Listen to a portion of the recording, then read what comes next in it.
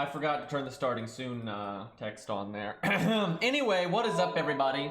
So the buffed Moriarty, which is obvious by the stream title. He probably got the worst buff out of everybody, though. I haven't used him yet, but what I think this buff does is his peak performance hasn't changed at all, but he's more consistent. So they added armor ignore to his first skill, and he makes 20 stars. But I mean, it's like he's not really a crit character anyway. It's like, sure, if you get crits, that's nice.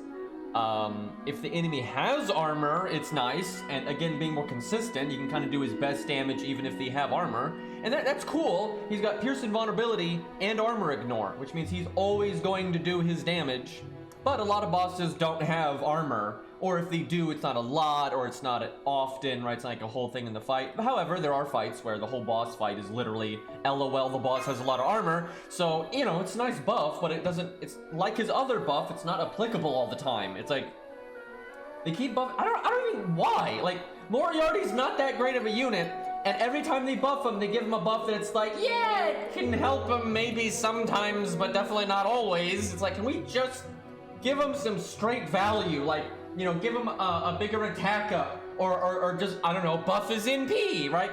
He literally has a giant battery skill and a triple art deck, and they're like, yeah, no, we're not gonna buff his NP though. I'm not sure, Ari. I guess we'll do, instead of the dragon, we should do something tough in CCC, I guess, because the dragon is,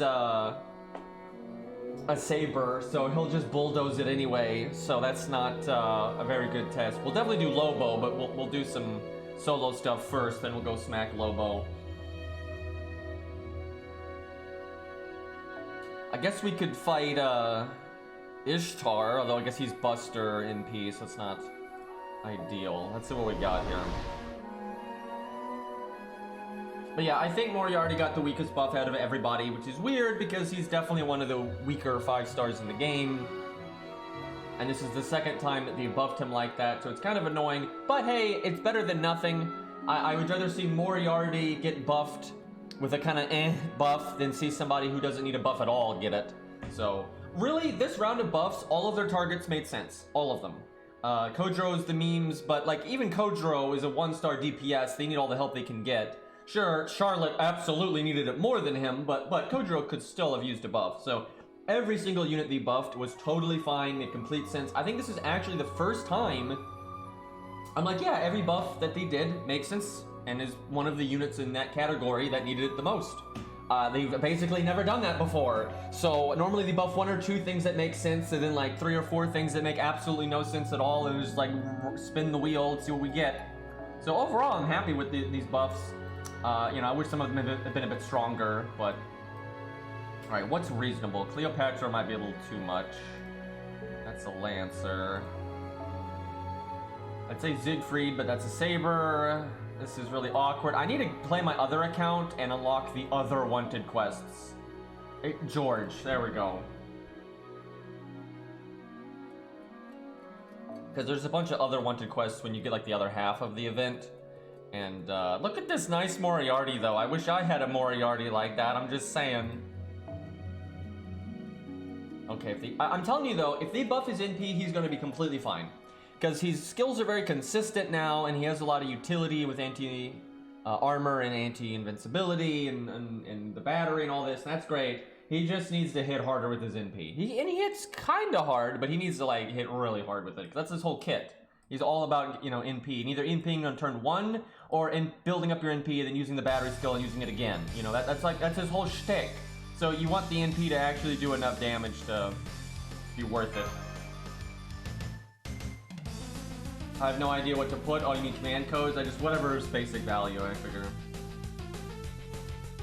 We probably will see more buffs soon. I think there's totally a chance that a unit or 2 will get buffed with the collab. We don't know, but that could definitely happen. And then we're getting pretty close to the anniversary, and that's obviously going to have buffs with it, so there's plenty to go around soon. Okay, I like how everyone guarded it except for Moriarty, who's the only one that mattered there.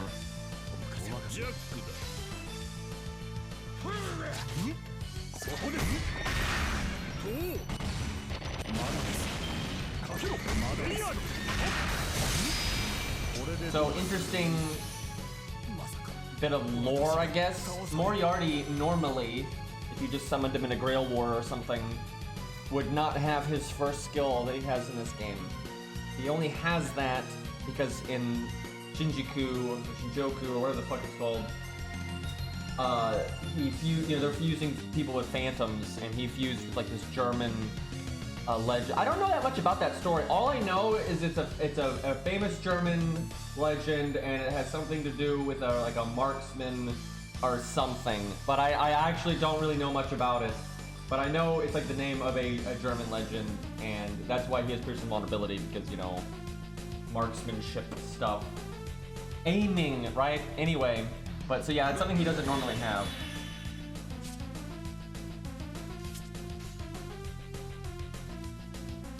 Yeah, Lobo probably actually does have other skills that you just don't see in gameplay, I would think.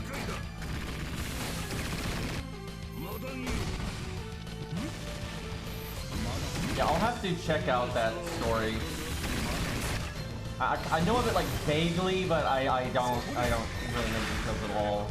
It's something that I remember the name, but I don't really remember much about it, so I'm gonna have to check that out later. Apparently fairly famous though, but I guess I'm out of the loop for once. Let's see, what is our plan here? I think his cooldowns are too long. Let me check.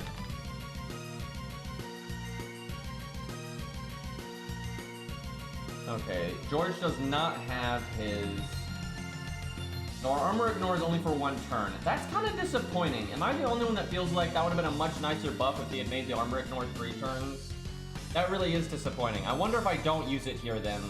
It's not that good of a turn to crit, and George is going to get armor at some point, so I should probably use it then. However, it's only a 5-turn cooldown, so I could use it now and then use it again decently quickly. I need to have 10 stars for the next turn. Well, I'm definitely doing that.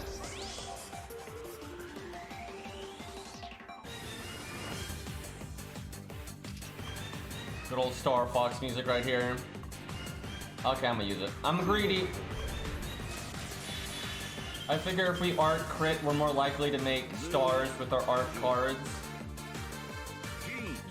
You know, I'm thinking Star Bomb might be good on these cards, the art cards.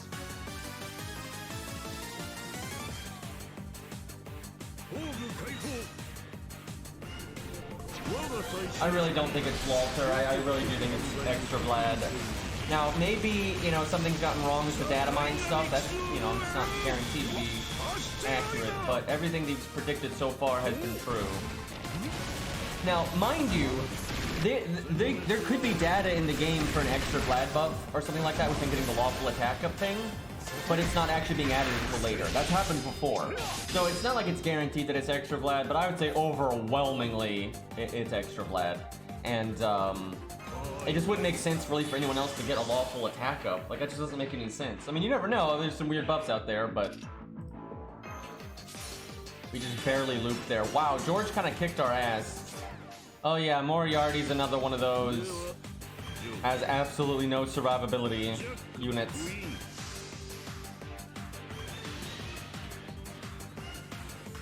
Yeah, basically they're going to add charisma to his second skill most likely, and it'll buff lawful units more. But, you know, they predicted all the other effects, so... it's not like they predicted that it was going to be Extra Vlad, they predicted that somebody was going to get some kind of buff that had to do with lawful attack up. But everyone's like, who the fuck else is it going to be at this point? There's only one slot left. Yeah, Moriarty's MP only gets copyrighted if it's in slow-mo. And to be clear, it's not actually copyrighted, it's a bogus claim from some jackass. And YouTube just never fixes it, even though, like, I've won the counterclaim every single time. Every single time! But they never like, oh yeah, you know what, this claim, which is automated, is probably bogus. It's like, no kidding. Wow, we're dying so fast. This is not an impressive performance, I'm not gonna lie. Like, this is absolutely not an impressive performance. I love Moriarty so much, but man, he's just not a very good unit. And in this buff, like I said earlier in the stream, I just don't think it's a very good buff. If he was already stronger in other areas, you know, like, yeah, sure, some quality of life stuff to be more consistent. That's nice. But he's not good to begin with. So just like consistency with the stars and then having armor ignore, it's like, it's not, he needs an NP buff that's really good. That's what he needs. And then the quality of life stuff will shine more. See, Atlas didn't help us here either because look, I always burst, but he's only got 60k life left, so complete waste. And we are dead. So I guess heal command codes might let us get farther. We could probably only get to like 1, maybe 2 turns of the next health bar. This was a horrible performance, by the way. Like, this was bad. We gave him better CCs. Okay, yeah, we'll try him again.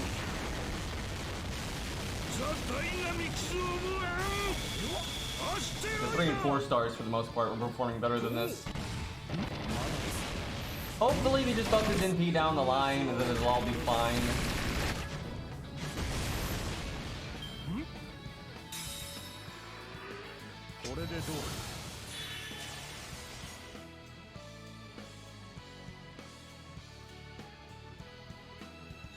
I like FGO's Moriarty. I don't like his gameplay, but I like the character. Well, that was unfortunate. Let's try that again. That'd have been an amazing turn though to use our first skill because he had 60% armor up.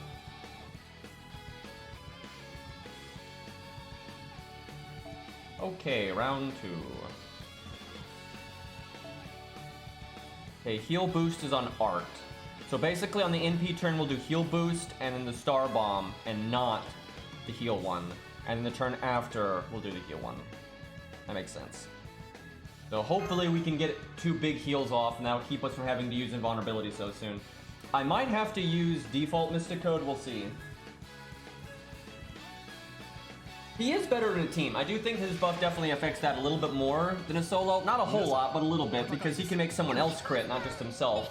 And the star bombs are just really nice in team settings. They give you a lot of options, and there's a lot of synergy that you can pull off with that. Oh, I like how everyone guarded it again, except Moriarty. It's great. But hey, it's better than nothing. But yeah, I would say Yan or Kojiro got the biggest boost to their performance.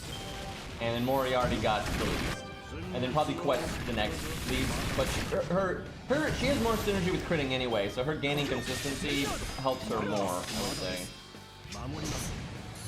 Also, she makes more stars than Moriarty does with her star bomb.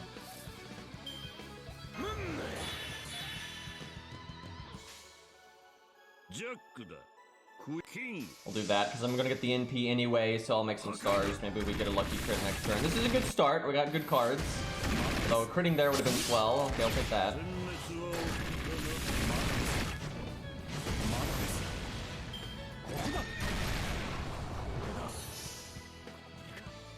Okay. He just used defense up, so totally good time for our first skill. I don't even have to think about it this time. It's like, okay, well now it's obvious.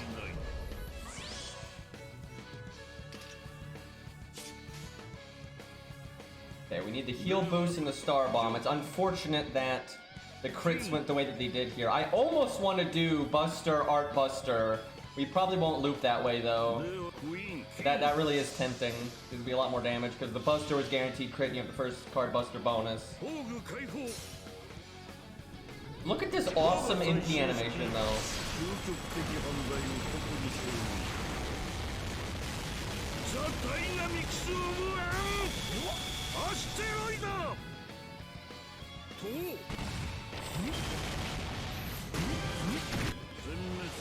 He did not crit with that other art card.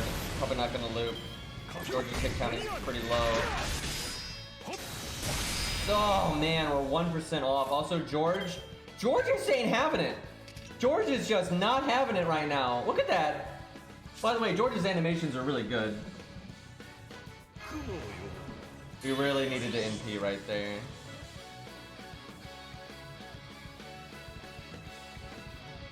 You know, I'm just gonna slightly cheat here because I just don't want to have to reset a million times. It's obvious, like, a lot of the times we would have gotten our MP right there. So I'm just gonna do that. Also, we're probably gonna lose horribly anyway because George crit us. He totally got his MP, exactly, because he's such a strong unit, Airy. He's a top tier 5-star. George, could you stop guarding and critting, please? Seriously, I could have more damage here to offset your defense up, but no.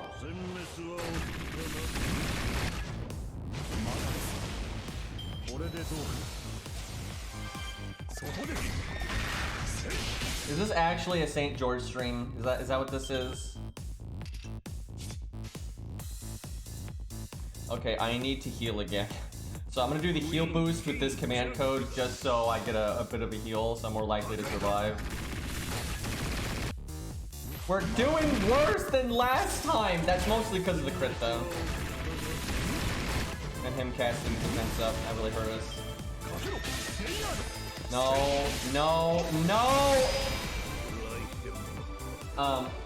Yeah, Moriarty, kind of a rough unit.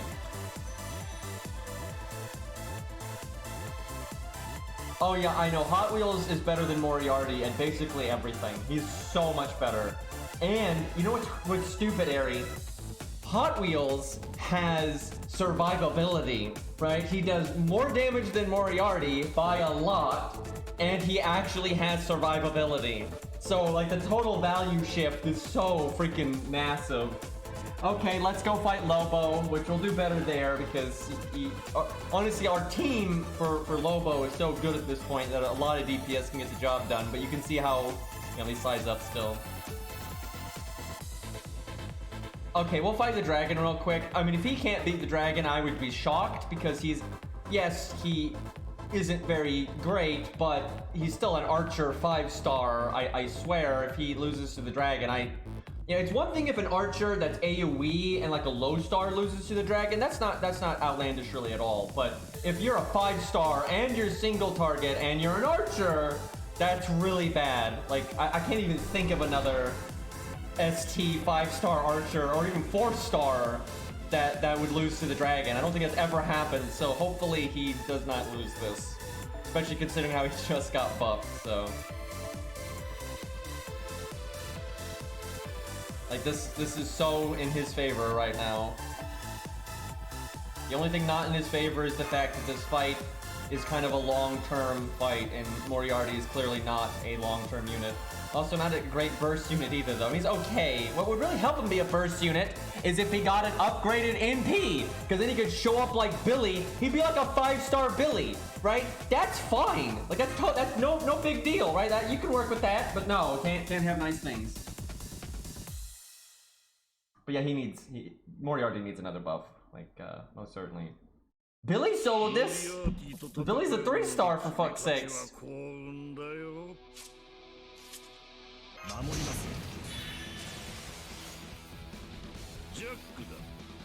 generally 1 to 3 stars are the only archers that struggle here. I think though some 4-star AoE archers would actually struggle here very much though, just because in a fight this long, being AoE does kind of come back to haunt you. Yeah, Billy has an evade and an upgraded NP, and then it's a quick NP which has this hits harder than Buster, and so on and so forth.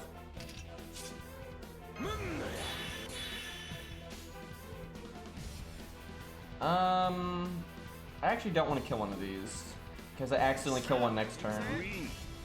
I gotta make sure Stella goes off. If I killed one and then I killed one of my normal cards before Stella, we wouldn't act. Oh, fuck. Well, there goes my ability to make stars. It's fine, we couldn't make any stars this turn anyway.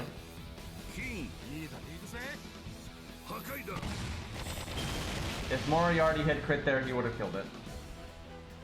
Gil absolutely does not need a buff, however, I think he's going to get buffed someday because we want him to be like one of the best, if not the best archer in the game. Which, I mean, fair enough, that's okay, but as I always say, buff the shitty ones first, then if you want to buff the good ones to be even better and stuff, that's fine, right? That's the trick here.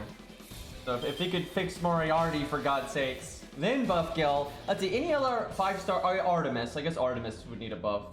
That's about it though. If they buffed Artemis and Moriarty's NP, because they literally buffed Moriarty today, but he's not that great of a buff as we're seeing. But yeah, if they could buff Moriarty's NP, buff Artemis, and then I don't care if they buff Gil. Like they could buff literally any 5-star archer at that point, and I wouldn't care. I guess Say would probably need it more, but it's not that. She's good enough. Like she's not like suffering. It's Super Orion. That's the one you buff. Do we Star Bomb? There's never going to be armor here. We'll only have 25 stars. I mean, that's not good. I'm gonna do it just to get it on cooldown. You know what I think might be better, Ari, is if we don't go a starting NP, and then we use our battery to get our first NP. I mean, that makes the repeat NP like really, really painful. But I kind of wonder if there's a long-term CE that would ultimately, you know, do better. Very lucky on this crit spread right here. Yeah, Black Grail, yeah, potentially. Units with 50% batteries do work well with that. Super Orion just doesn't keep up with the current content. It's the just that really matters in that instance. From that, always, you know, the beastly voice clip that he made. That shit was great.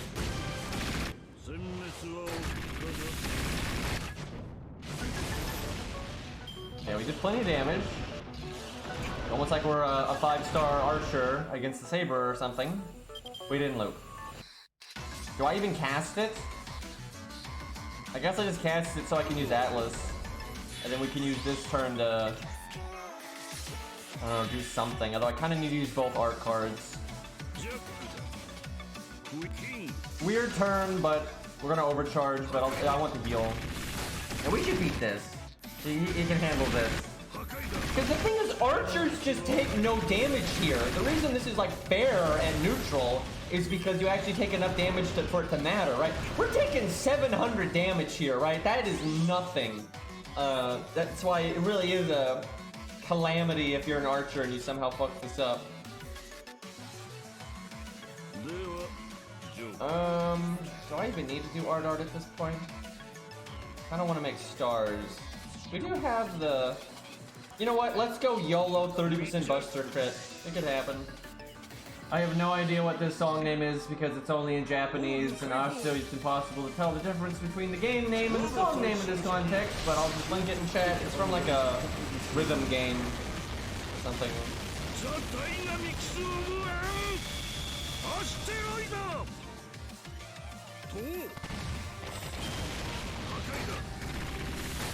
Yes! We just got the 30% crit that had the crit up command code when we had double defense down. See, we're shredding this thing. The question is, would we have been able to do this if it wasn't a Saber, like if it was a Rider or something? And that I'm not too confident in. Especially because he can only stop the 1 NP, and then we die. Do we Star Bomb here? Do a bunch of art crits, get our NP? Yeah, that's fine.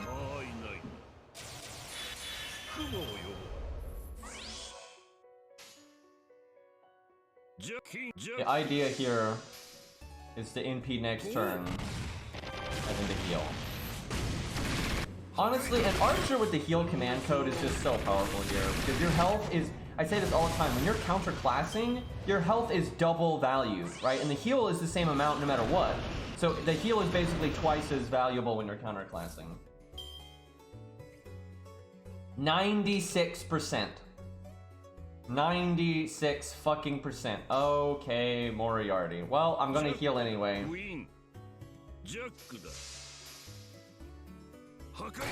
So if we were not counterclassing, we would actually though be down a good chunk of health at this point, and we would have done a lot less damage. So there's a real chance. Actually, it's almost guaranteed that I think we would lose. I'm telling you, if he was neutral, like everyone else we've used here, I think he would absolutely lose, because we're not halfway done, and he has his NP, right? We would be doing half as much damage if we weren't counterclassing, which means he is going to NP again if we're at neutral. And there's no way to live through that. You know, because one, I'd have a lot less health. I would have a lot, we'd almost be dead right now if we weren't counterclassing, because again, the heal wouldn't be helping us as much. We'd be pretty close to dead right now. We could do invulnerability and survive this NP, but there is no way that we would kill the dragon before he NP'd another time, and we might well die to normal attacks before that. So yeah, there is no way he could do this at neutral. Like, clear as day, there's no way. That's kind of sad though, but wasn't really expecting him to do that well because, you know, it's Moriarty, so. Let's see.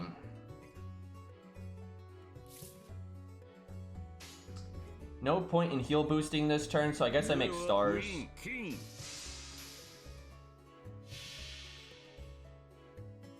Look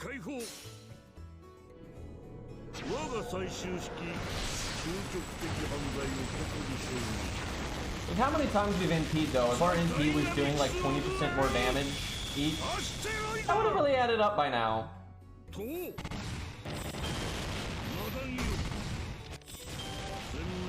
I forgot, that's the turn you want to do Art because that's the turn you have a chance of looping.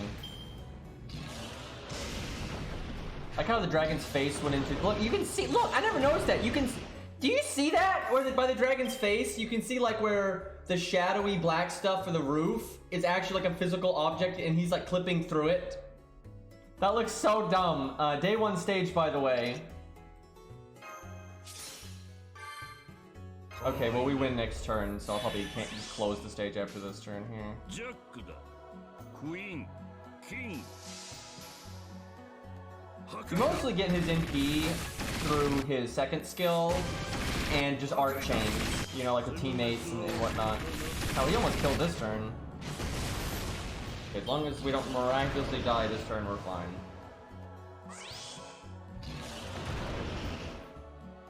Okay, we're just gonna close. We've obviously won, only 47k. We got our NP. But he would not have won a neutral. Definitely not. Okay. Now we're gonna fight Lobo. He should do pretty well here, I feel. I don't think he's gonna like rock the boat or anything, but I do think he's got this.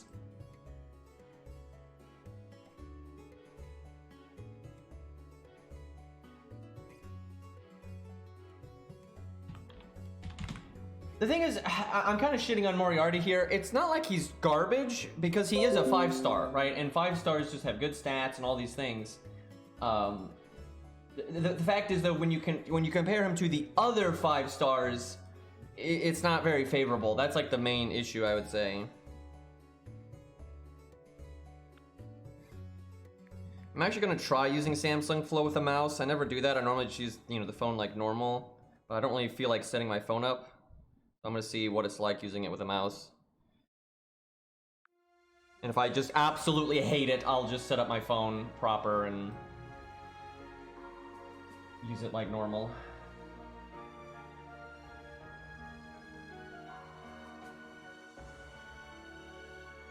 Taking me like 3, there it is, okay. But yeah, so imagine though if Moriarty had the kit that he had, and he was a 3-star. He would not do well. Like, he really wouldn't. And that's true. All 5-stars wouldn't be as good if they were 3-stars, obviously, just because their stats would be lower. Although, I guess you get them MP5 for free. But, like, Gilgamesh is a 3-star. Although, and for some players, it might be kind of an upgrade because you'd be MP5 for free. Well, overall, that'd definitely be a hell of a lot less effective, right? Like, dramatically so. But a lot of the 5-stars, if they were 3-stars, would still keep up with the 3-stars that already exist, right? And so, quite a few of them wouldn't, funnily enough, but a lot of them would. Moriarty would not. Like, holy shit, Moriarty absolutely would not. You would use him for the attack up. Almost exclusively. If you were like, okay, I can set up the attack up, you know, 40% attack up, you know, that's really nice. So that would be useful. But everything else about him would not be so hot. Although I guess you could kind of use him like Billy, too. Again, getting the free MP5 would be alright. Oh god, I already don't like this with a mouse, but oh well. Nope, I'm setting up my phone. I hate this. I fucking hate this. I'm just thinking about like trying to set up the team. Like, nope, I'm good. Let me get my phone stand here.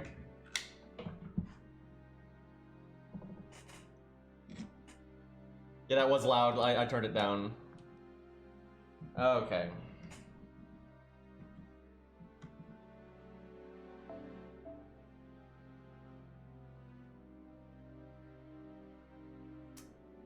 Hey, look, we got look at we're going to use the story support one, right? That's the good one, right?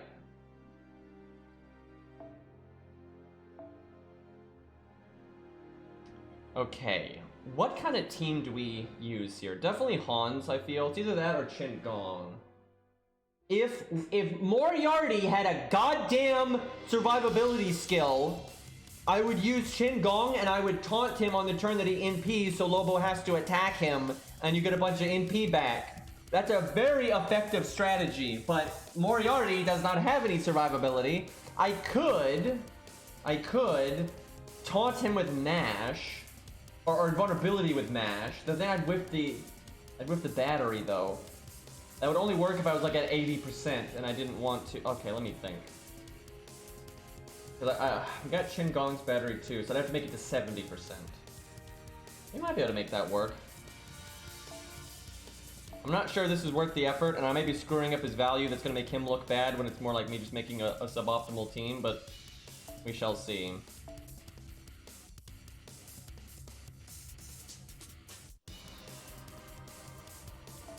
Can we get a Shakespeare buff? I mean, he's decent. It's just ever since Chin Gong, it's like, who the hell uses Shakespeare? Unless you have Poster Girl. He still gets used with Poster Girl, but... Okay. Let me think. I kind of want to turn 1 use our battery skill and just NP right away.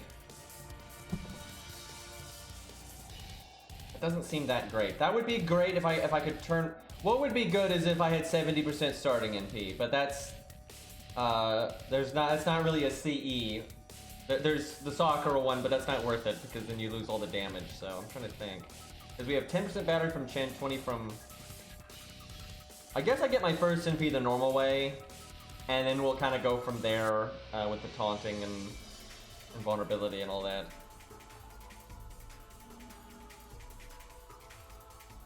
What do I want in the back? I should probably get another taunt because Moriarty has absolutely no survivability.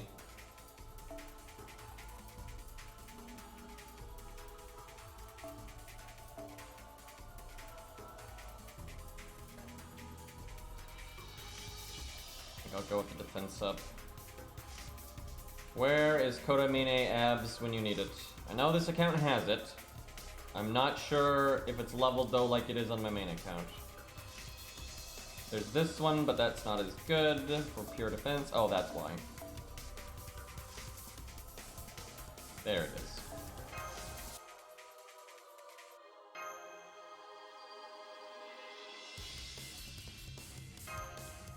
So I'd like to point out, we have never had a DPS fail here.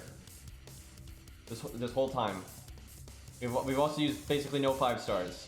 You know, this has been a lot of 1 to 4 stars. I think there was like Quetz, that was the 1 5-star. And it's been all budget supports, and no one has failed. We've been a little close a few times, but what I'm getting at is we have really the supports are very good for this fight. Like, we found it. You know, we get when to taunt. You know, we know how to cover the DPS for a really long time. Yeah, she did cut it very close. She cut it super close. And I think actually she might have lost once and we reset, I think. But for the most part, people have been doing just fine here. The variance has just been in how smooth or how quick, you know, how much RNG there is. Let's hope that Moriarty does not fuck this up. Okay, now, let's see. Do I use our second skill? If I use our second skill, yeah, because we got Art, I think I do. Do I taunt though? It's so risky because, you know what? I'm doing this. Right, gotta do this now. Hey look, quality of life, that's nice.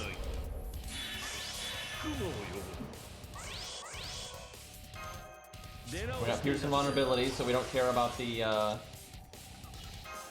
evade.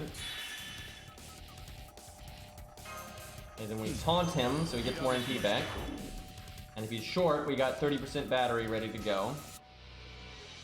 And hey, look, in a solo, his Star Absorb doesn't do anything, but in a team fight, it does. So that's something. That's good. That's good. I mean, the team play here, that's you know, actually noticeable. By the way, there's some blue on the screen. Nice widescreen update, by the way.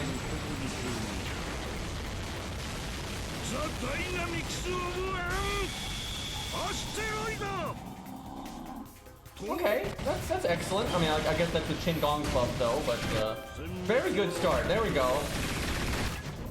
All right, Lobo, high hit counts. No, no, not that. No, Lobo. Bad dog. Bad dog. God damn it. Well, there goes our MP gain.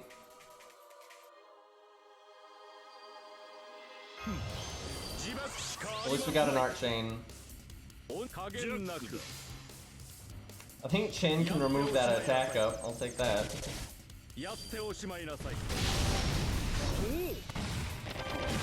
Okay, if we don't get attacks here, I can use Smash. Could've done it last turn, but cool down and all that probably wouldn't matter. Okay, I do not have Pearson vulnerability anymore. So we're going to do. Am I gonna do that? Yeah, that's fine. We don't have as many buffs on this NP, but we've got the defense down from the previous NP, so we won't fall off too hard on damage here. I'm liking him more in a team play for sure. And also, if you were really wanting to take advantage of Moriarty, you use him with another DPS, because he can give that other DPS a lot of damage up as well. He's kind of a support while being a decent damage dealer himself. That really is the way you're supposed to use Moriarty, and that obviously is not good in a solo. That's one reason why he did so bad in a solo. However, there are a few real problems with using him as like a DPS / support. Like, he can't keep himself safe at all, so that the third unit then must be something that can keep him safe, or it just needs to be like a burst situation where it's okay if he dies early. So that's kind of limiting, but he is certainly better in a team setting. But compared to just how much damage like Gilgamesh can do, and Gilgamesh still gives the team attack up, not as much, but still.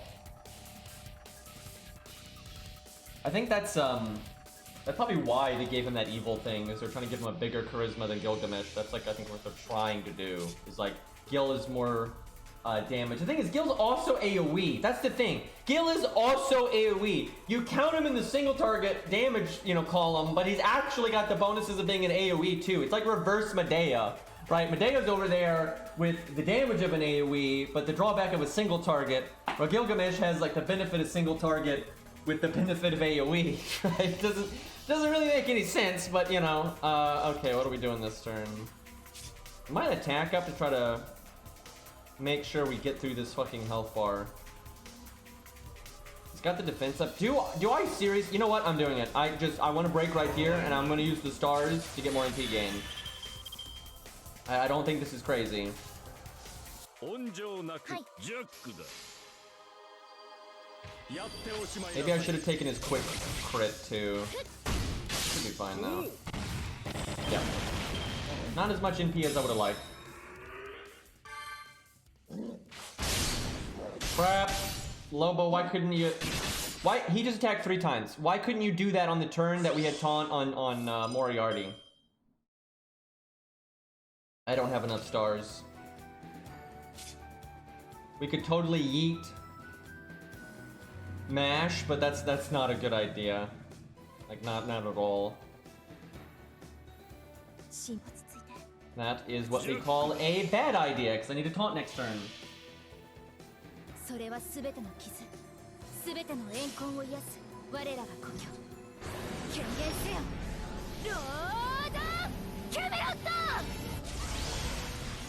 Yeah, Medea is always the stuffed example because, I mean, name me a more stuffed NP. Like name it's a fucking single target NP, so it only hits one person. No, but it does the damage of AoE. That is obviously awful, right? That is obviously awful.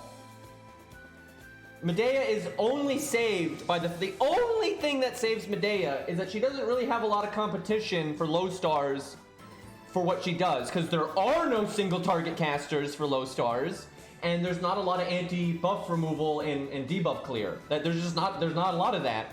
So that's the only reason she's good. Imagine if there was more of that, and then there was an actual single target caster. No one would ever use Medea. There'd be no point. It's like they should buff Medea or something. Don't even talk to me about Hyde. That ain't a caster. And that's technically not AoE or single target. It's technically support. His MP is technically support, except it doesn't support anyone but himself, and it does that very poorly. I'm not saying Medea is a useless unit, it's just that she's only useful because she has no competition, where Jekyll and Hyde is just useless. It doesn't matter if he has competition or not, he's just worthless tosh. Maybe someday though. Am I about to use a battery skill for 7% MP? No, I'm not, because I don't have my anti-defense up anyway, so we're just gonna wait for a moment. Hey look, more battery that I don't need.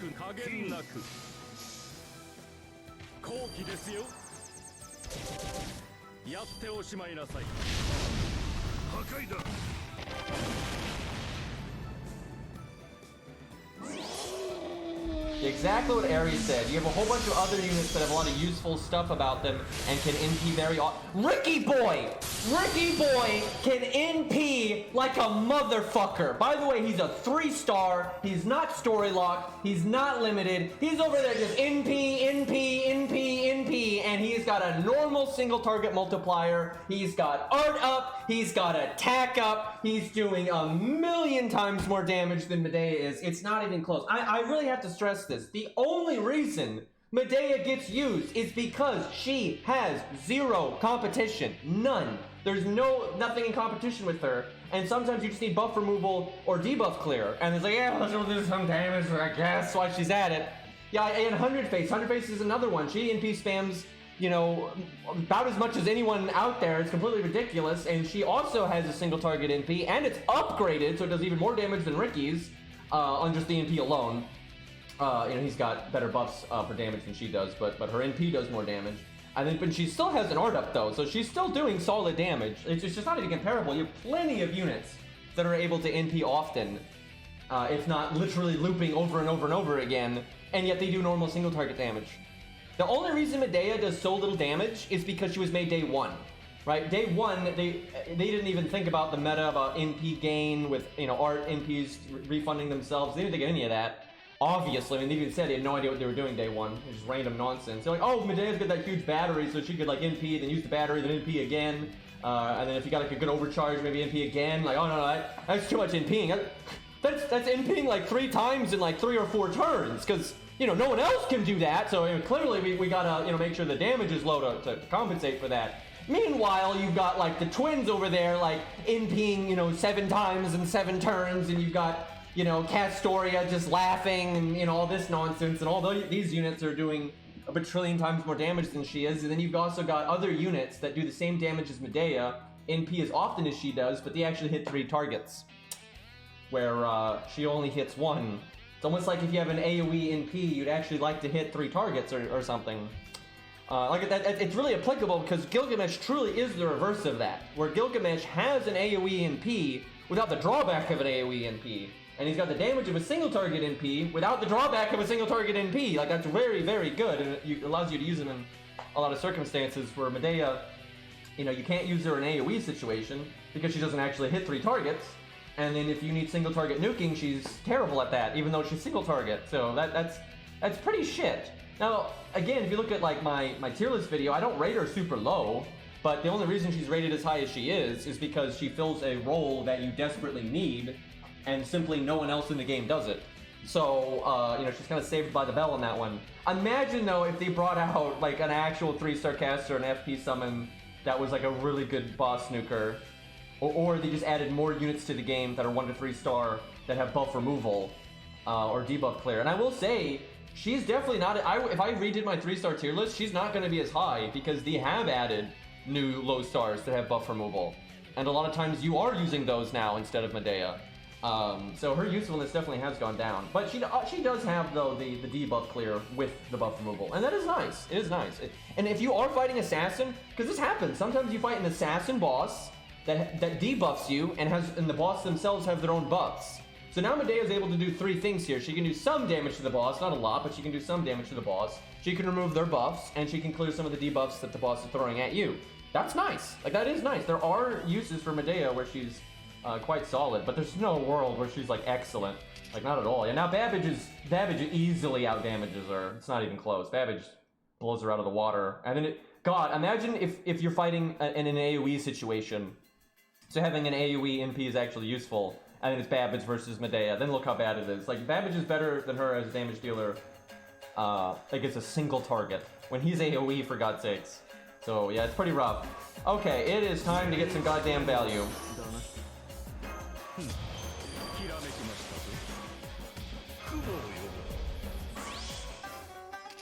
Let's see.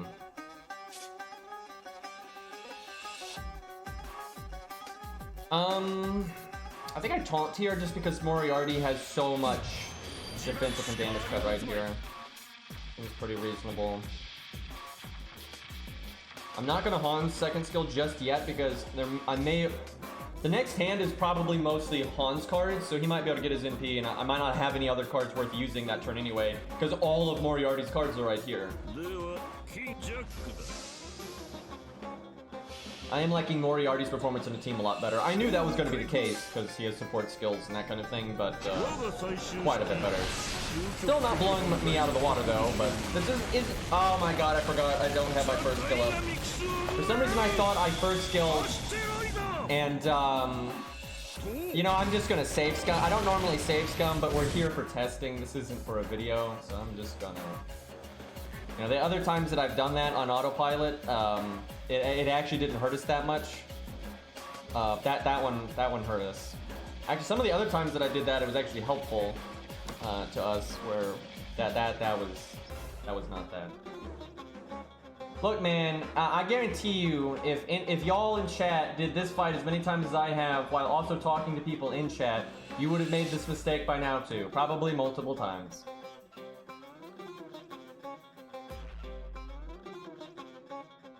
Hells, I bet you some of you fucks have done that, and you weren't even streaming, and you weren't talking to anybody. Don't lie.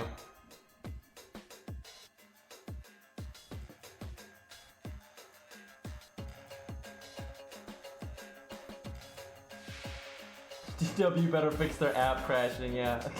Clearly that's what was happening there. Yeah, we have 2 turns on this. Well, it doesn't have defense up, so I guess it's not that big of a loss, really.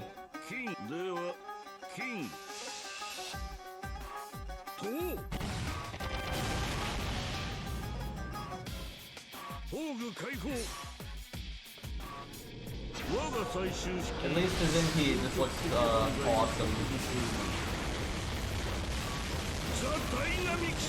Kind of funny having Moriarty fight Lobo here. Although you could in the story support, so... Really though, this damage output, not too bad. You know, they're certainly stronger, but it's not bad. A lot of that is chin, but every time I taunt Moriarty, he don't attack much. Okay, I figured this turn was gonna happen. Let's see. I can NP next turn. This is a good turn to NP with Hans. You know what? It sucks, but I'm gonna do this then. Because next turn I might not wanna... Yeah, I might want to use the cards for something else, because I might have to ping off the shield and all that.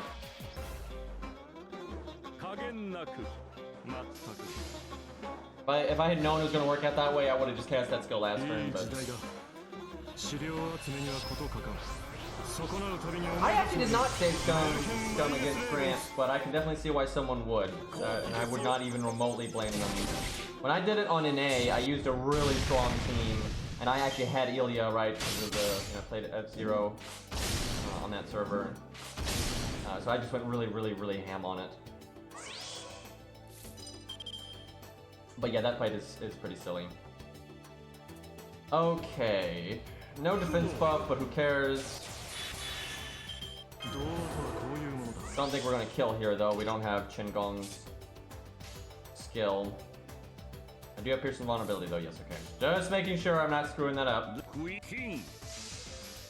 doing pretty good here though, and if we were really wanting to be optimal, we would have a second DPS on the team because he just has a lot of synergy in that area. So, not bad. Pretty clear contrast between his solo performance and his team performance, I would say. But he's just one of those units, right? You know, team buffs don't apply in a solo, Star Absorb doesn't work in a solo, things like that. So there's a lot of things that just don't work for him in a solo. Wow, are we gonna win here? Not quite. Damn.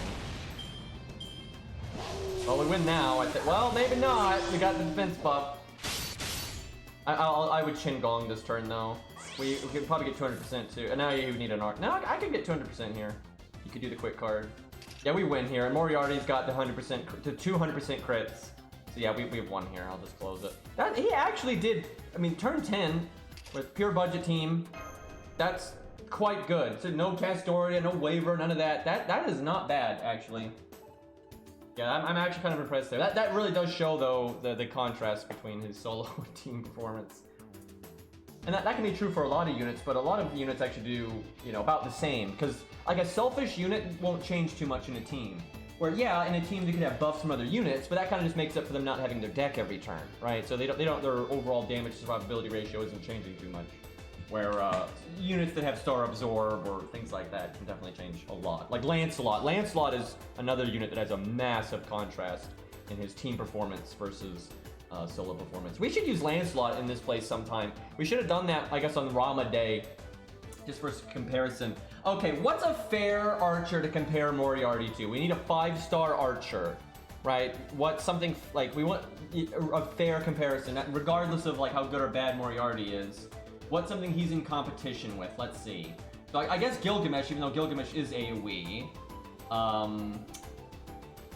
Ishtar is not really though. She does have good normal card damage, but she's still mostly AoE. I guess Super Orion, that's kind of depressing, but I guess that kind of counts. You know, there's not a lot of single target 5-star archers when I look at it here. It's mostly AoE that, yeah, there's like, is Moriarty the only one? Because, I mean, you have Super Orion, but that's technically support, although he functions as a single target, like, obviously, but, so there's Super Orion and Moriarty, and that's pretty much, Hot Wheels is a 4-star. Now, that's applicable, but he is a 4-star. Oh, Artemis, of course. I kind of just forgot Artemis was a 5-star for some reason. Wow, that's weird. We don't have a lot of competition for Moriarty, then that's actually a 5-star. We could use Gil. Oh, Artoria Archer. Yeah, that's I wasn't thinking Summer Servants. Yeah, that's one. That's kind of hard to test just because she's an art unit. But that is, I guess, fair, ultimately. I would say it's either we do that or Orion. I'm actually kind of curious how Orion would do because if we don't use him in a solo, right, it's kind of random, and with budget supports, it's a bit harder to do his thing, but it still works well. So I would say Orion and Summer make a lot of sense. Okay, who's got a good Summer Artoria? She is a very popular archer, so I guess that is a fair thing to compare to. And they're both limited, so. Okay, there's one right there. Only MP1. If we got one with a higher MP rank than that, we should. Just because that you know, that's a big difference, especially for her with the way her skill works. I do want an A. It feels bad. Doesn't have to be level 100. It could be like level 90. You know, MP2 or 3. That'd be probably good too.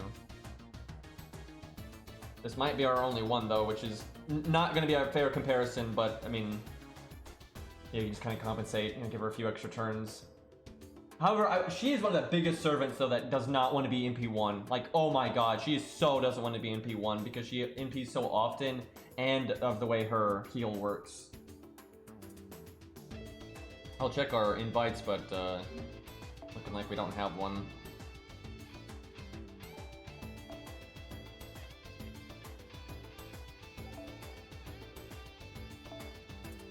Chat, imagine me not being a super whale and not having every 5-star. I actually don't have, I'm missing most of the 5-stars in the game. Okay, well we got Orion right there if you want to test that one.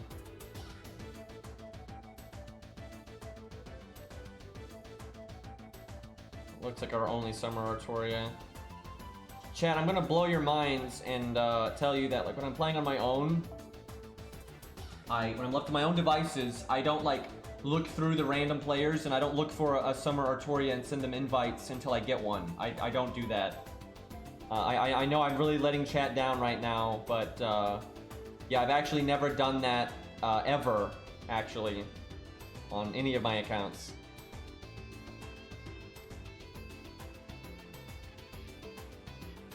Also, if I had my own summer Artoria, which I don't even know if I do on one of my accounts, I could easily have forgotten if I had just randomly gotten her at some point. But even if I do have her on any of my accounts, I wouldn't level her, so.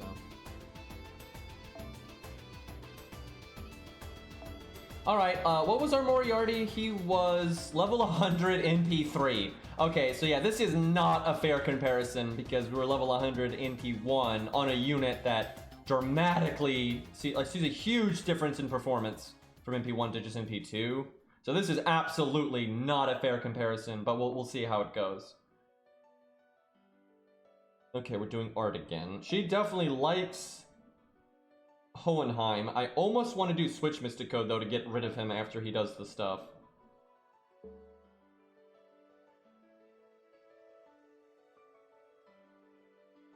I had 10-10-10, NP5 2K foe, and Kido on my friend who quit. Ouch. Yeah, Mozart's gonna be on the team, I just don't know where. She's generally a gas kind of unit, so I don't know. I mean, maybe we don't bother with taunts too much. How much am I gonna want to use Atlas for her? Because if it's not too much, I'll probably do the Switch Mystic Code.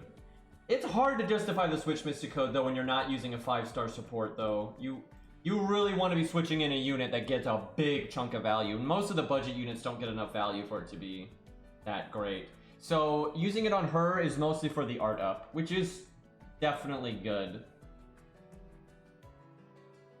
Why does Summer Artoria's nail Stargen up? Why is it 38%? Why isn't it 35 or 40? Like, why 38? And you gotta remember, they don't show us these numbers, right? This is under the hood stuff. Why did they, so this is like, why did they think under the hood that 38% was the right number here? There's nothing magical about rounded numbers, to be fair. And so, I mean, but still, it's kind of, just why though? Like, that's just so random. You'd think they'd just make it 40%, especially because Stargen up, you know, is kind of tied to if they have a good hit count, and back then, hardly anyone had a good hit count, so kind of odd.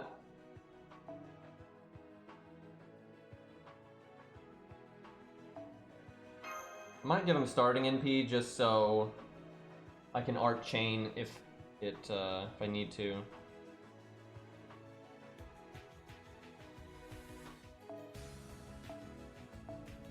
So Soul Worker, the NA version, is shutting down soon. Thankfully, the reason it's shutting down is because the developer of that game hates the publisher for NA, and they think they do a terrible job, which I agree. I think they do a terrible job, and they've said that they're actually going to reopen the game themselves for like a global version.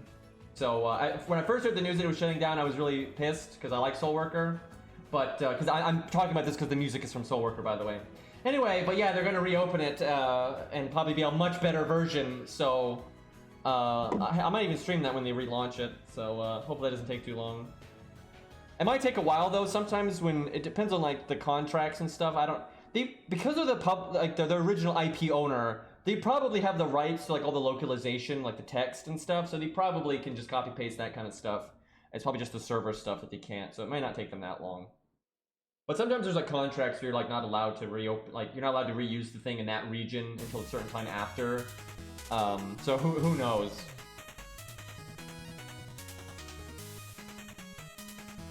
But yeah, I used to stream that game back in the day.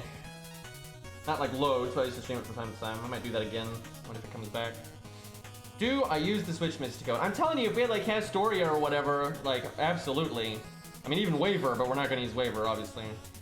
I'm not sure Mozart is like worth it. You can switch in Hans. Okay. The issue is just it's a lot of upfront value, but then you'll fall off like a rock. And that's why you need, the thing you switch in needs to be very impactful for it to be worth it. The stun is okay, the attack up is okay. The debuff clear in Atlas is pointless, and we probably don't need the invulnerability. So it's just the cooldown reduction versus the switch. We'll try it, let's just mix it up, do something different. This isn't going to be very scientific because we're not using the two units in that similar of contexts. But they're different NP ranks and everything anyway, so screw it. I'm clicking the wrong button there. Is tonight when they show off more costumes? Because today, even though there'll still be 2 more, it'll be very clear probably what the ones that are getting left out are going to be after today, I figure.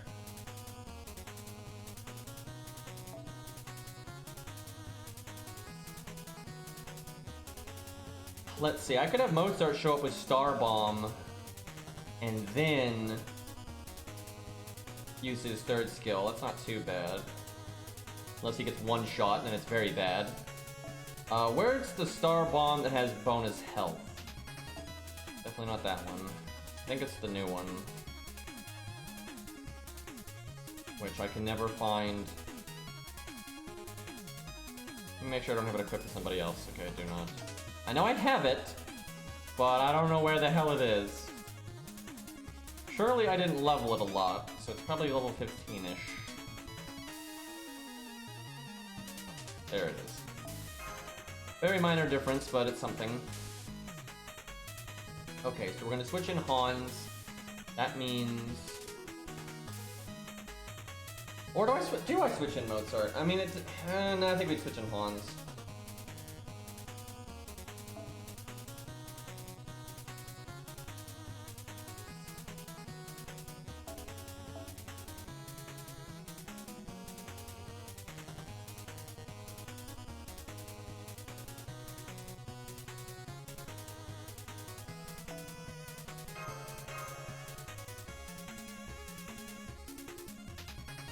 Alright, let's see how we do. This is a very budget setup, though. That's probably the most budget setup we've done this entire time.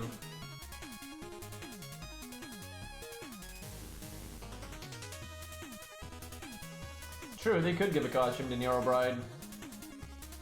Yeah, I hope she gets one. I'm just worried if she gets one, it's gonna be bad. Because she's never gonna get one again, so... I hate this costume, our Ascension stage, on Archer Artoria. I hate it so much. It looks so goofy. I cannot, just this oversized crown, and then why are you wearing a cape with a swimsuit? Why are you wearing a cape with a swimsuit? And then the way she's holding the sword with the gun, I hate it. I fucking hate it. What is her stage 2? Let me look. Oh yeah, stage 2 is the best by like 1,000,000%. And look, she's not holding the sword like a moron. Like, it looks so, like, that's so much better. It's so much fucking better. Stage 3 is awful, dude. The fucking crown, and the way she's holding the sword, and you're wearing a cape in a swimsuit. Like, just, no. The only thing I will give it is it's kind of got, you know, really light green, you know, really, really light olive kind of going on, and, you know, shades of green are always good, so I'll give it at least that. But that does not save this catastrophe of a stage. She's wait a minute, chat. Wait a minute. She's threatening Hohenheim, and I can absolutely get behind that. I think we all can get behind that. So there's another slight benefit there. Like, I'm gonna kill this one. Okay, so we want to get our NP as fast as possible. I can Art Chain though without Hohenheim's skill, but I might use it just for the attack down. However, we could potentially Art Chain again if I save it, so we probably save it. I think we're going to use the invulnerability for the battery. I don't think we're going to need it.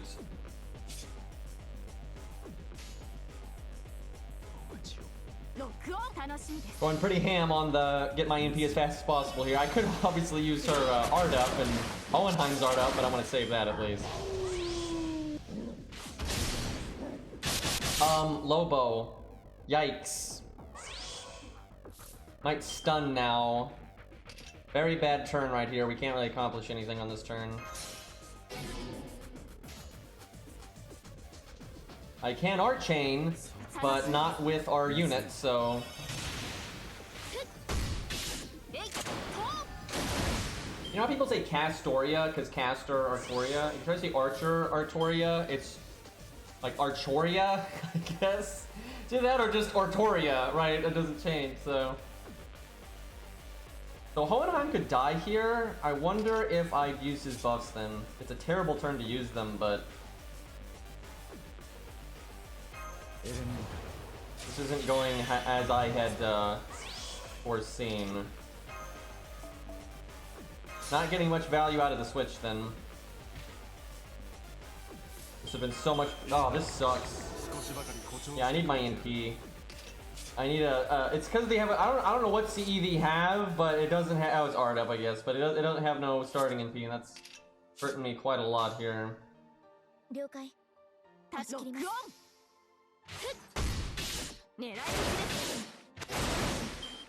Oh my god, I think it's gonna reset. I mean, it's just... No, he hit Artoria, alright. It's still bad, but it's not as bad. The deck could not have shuffled in a worse way there.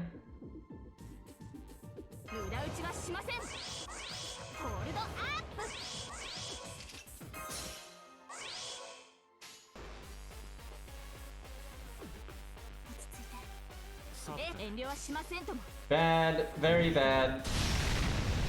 This is mostly the CE's fault. This is just not a situation where you'd want zero starting NP.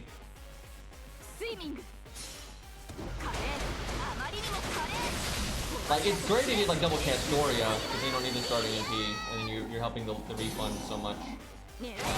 So that slowed us down so much, and it made us like whiff a ton of our cooldowns, which is really bad.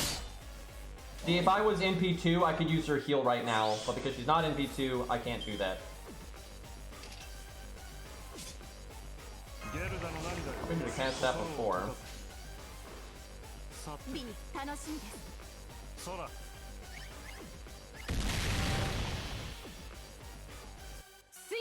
The deck is not really on our side either, though.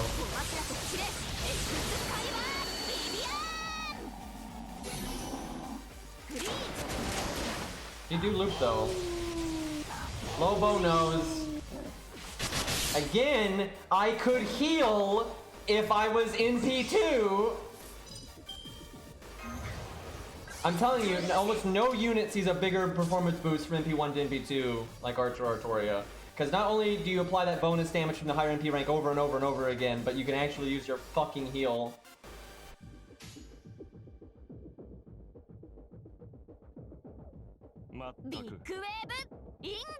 I'm doing that. God, that voice line. I'm doing this because I want to get Hans's MP next turn, and I want the first card art bonus anyway.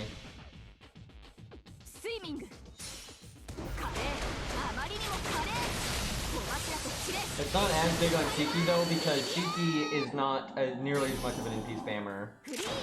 She still wants to be NP2, absolutely, but it's not as big of a deal as it is for her, for Art Artoria. But it definitely still helps. I'm gonna have faith that we're gonna get our NP anyway.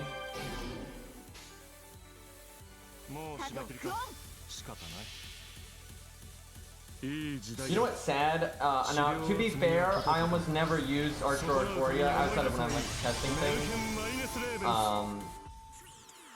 But from what I have seen from the random people you see pop up on your friends list, from people in chat, Discord, you know, when you see people posting things on Reddit or the Wiki or whatever, I don't see a lot of people use Stage 2 or Archer Artoria. I would say I see Stage 1 and 3 about the same, but I see Stage 3 quite a lot, man. I guess some people like the crown. I don't know, man. It's pretty dorky if you ask me. I don't want to give the... Yeah, I'm gonna do this. No, well, I mean, because I could have given it to her and NP'd, it's just she's only got 24k, that's the thing. And she do 24k, she's got attack up and that's it. Got the Buster card bonus and potentially another... Well, we'll find out. Hans land the attack buff.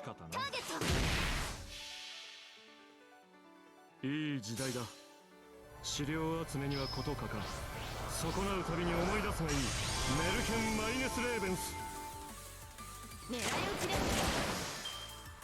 I think Joan of Arc Stage 3 is fine, because it's like more serious looking, and it has a bunch of mecha references, so I obviously don't mind that one. And I would mind it if you didn't have the other stages, but they do have the other stages, so you don't have to use it if you don't want like the references and everything, so I don't have a problem with that one. Not a huge fan of the unit though, either way, but...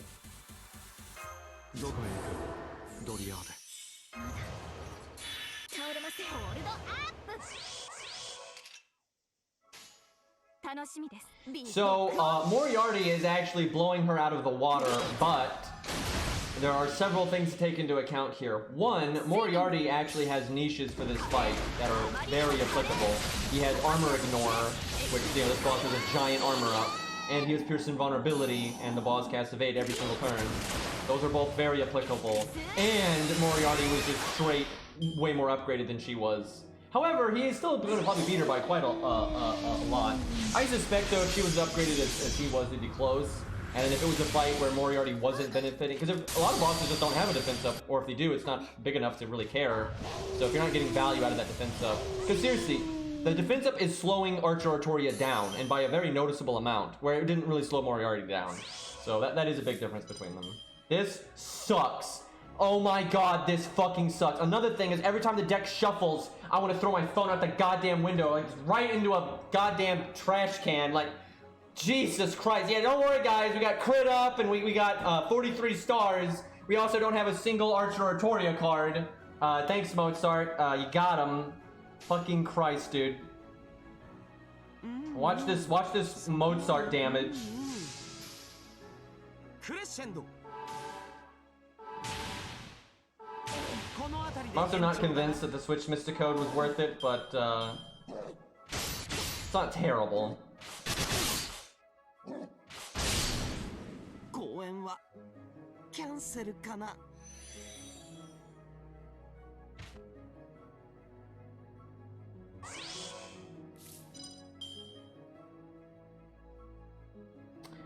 I'm just gonna open the window now and you know, yeet my phone out of it.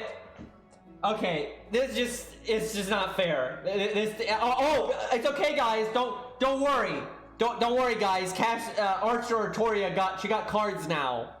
So let me use my Mozart third skill over here. Why is this guts, chat? Why is that guts and not? I thought Mozart's third skill was a star bomb. I wonder why that's guts now. You know what's crazy is I actually think we're going to lose the stage outright. We'll see, but this isn't looking great.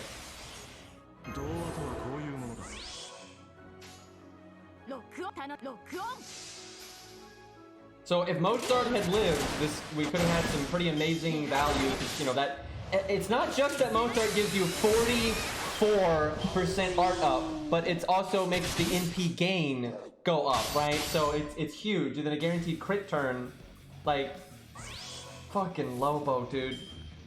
Hey, look, another turn where I could like heal, but I can't because we're not NP2.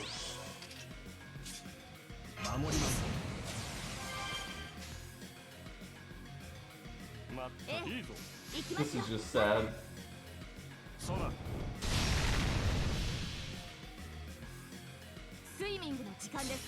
I kind of want to try this again with the exact same team and see if we can do better. I am kind of thinking of not using Switch Mysticode, but depends. She's struggling though. She's having a hard time here. Yeah, I think we're gonna lose. Oh right, Hohenheim. Oh joy.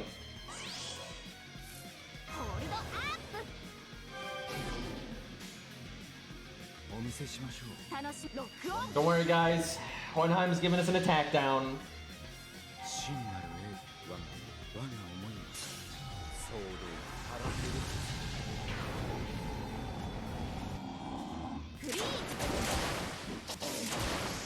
Okay, don't cast the defense up. Don't do it.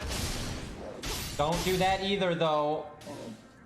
Thank God we've been able to heal when we did though. 強くアタック Wow, our Mystic Code's coming back. What a great hand! Why just fucked up again? I don't even care. I don't even care. I'm just resetting now. I think we lost anyway. I don't know why this went so badly, but it did. Big wave. Man, having sure hit or piercing vulnerability or armor ignoring is definitely nice in this fight.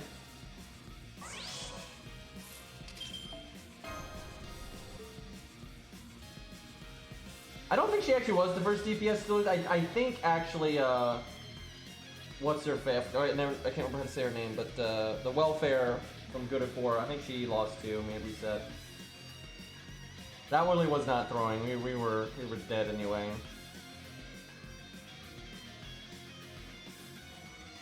That would, I'm telling you though, the performance difference for just to NP2 would have been so big. We'd have been doing way more damage. Because I mean, look at how many times she NP'd, and then we'd actually be healing on cooldown for the most part.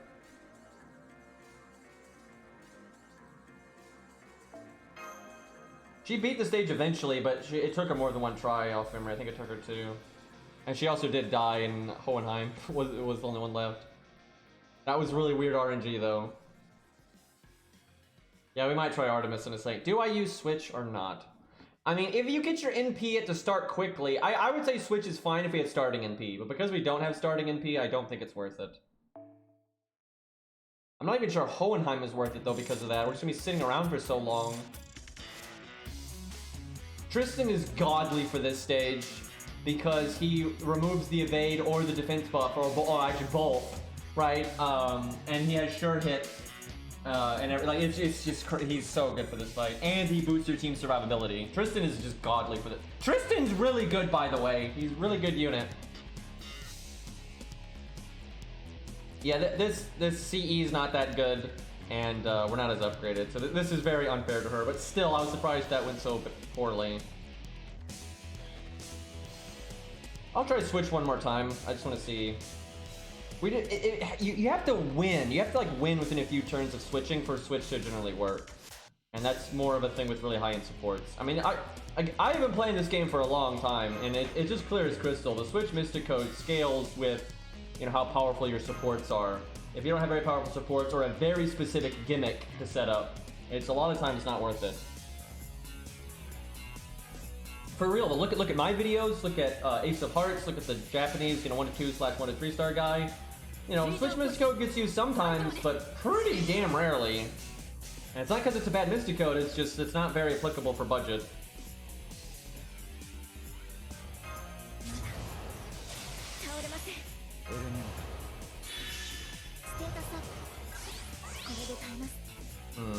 Shame we can't art chain.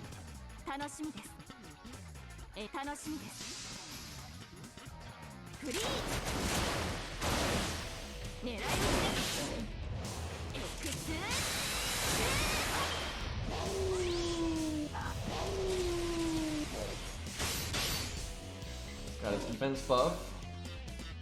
Come on, let me art chain. Good enough.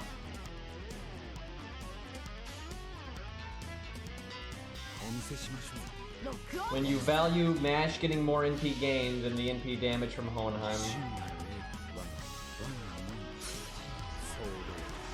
Hey Zo, I really gotta stress that I'm almost positive it's extra Vlad, because the Atlas Academy data mine has been completely accurate, and the last buff is probably that lawful attack up, right? So I don't see Canis getting a lawful attack up. I don't know, that doesn't seem hey look, I turned that I could heal, and that'd be very useful if we had NP2.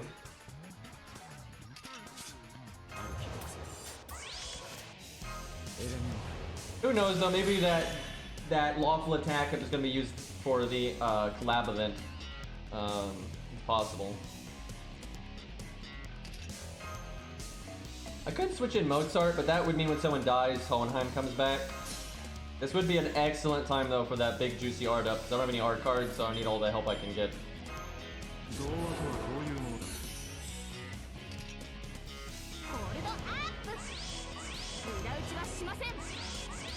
I'm gonna save this attack up. I think there might be a better. No, I'm gonna use it because it might come off cooldown because we're probably not gonna win super fast. まったく行きますよ。いいぞ。マスター。本気か。スイミングの時間です。南の彼は勝利の剣。カリバー。 No, I don't think Valkyrie's gonna get it. I don't think that's a really weird niche for her. つまらん。 Or them, because there's 3 of them, but you know.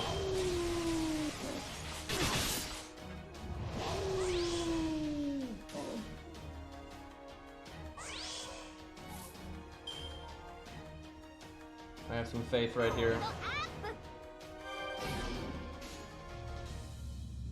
脱行。遠慮はしすなわちませんと。解放の時。 But I would say the one chance that Valkyrie has, Canis has, you know, everyone else. Thanks, Hans. Thank you. You know, it's not like, you know, we need damage or defense or anything. We don't need any of that. But you know, oh, he didn't even land the Sergeant buff. Shit. Anyway,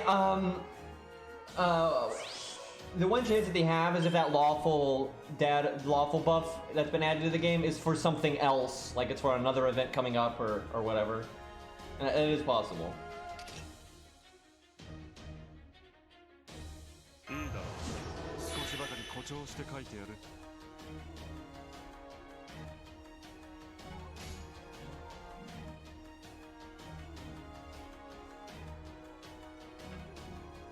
さて。ビッグウェーブイングランド。私は最悪な。それは全ての傷。 Man, Archer Artoria is a pretty big nerd. I just like to point that out. 権限せよ。ロードキャメロット。 There's a few divine trash mobs, but スイミング。 not a whole lot. 華麗。あまりにも華麗。小柱とキレ。エクスカリバー。 The thing is, he's still way better than Valkyrie in terms of what their effects do because he can insta-kill anything on top of it, where she only insta-kills demonic.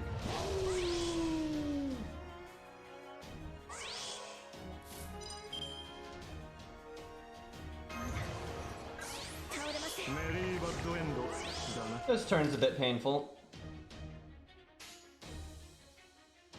楽しみです。ロックオン。フリーズ。 At least we got a crit. Am I gonna NP next turn? I guess it depends on what our deck is.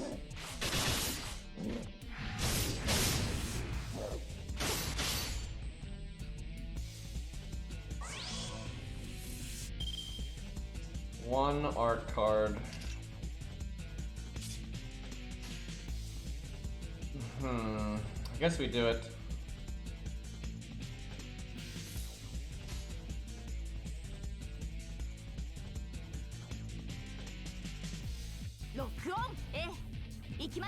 Quite a bit of overkill, but sooner the better. He clears debuffs and he has no debuffs right now, so that's kind of nice.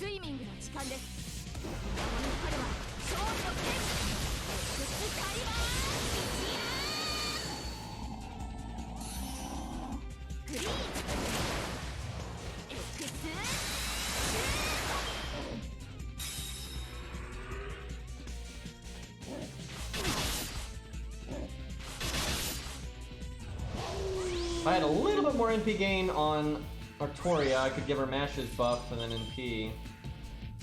I almost want to try to save Mash for once.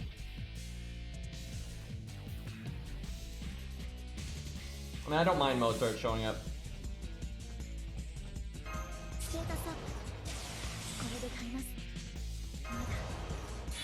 I'm gonna stun though on that turn so Mozart doesn't fucking die. もう締め切りか。仕方ない。いい時代だ。資料集めにはことかか。損なうたびに思い出すがいい。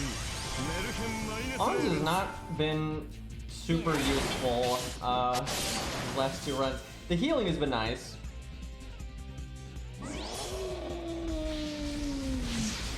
Oh yeah, speaking of units that get insane refund but don't have scout multipliers, indeed. And look, she gets an attack up and an art up too. Imagine using Medea as the main DPS here. At least you could yeet the like attack buffs and crit buffs and that kind of thing. That would be nice. Could I get an fucking art card? Imagine having this much art up and no art cards. At least I got a card. いい鍵盤には女神の加護が宿るものさ。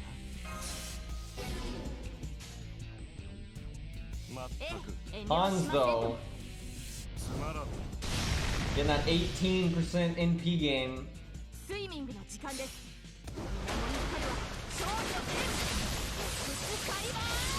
We'll get a lot of refund off the NP itself here though, at least.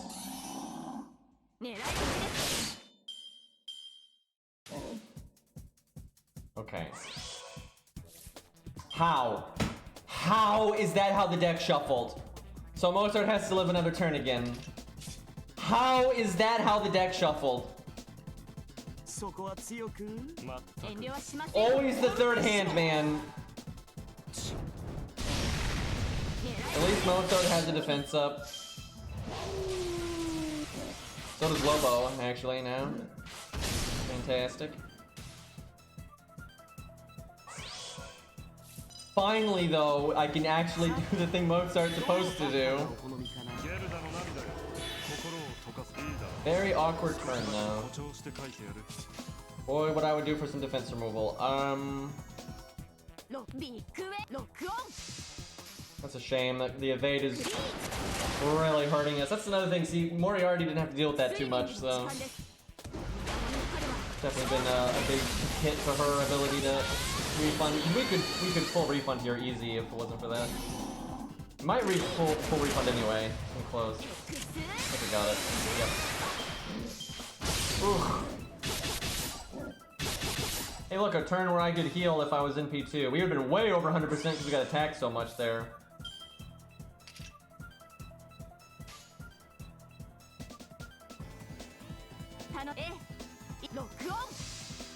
Deck being generous now. We don't have any buffs though, so we would have needed that art card to be after the NP, not before.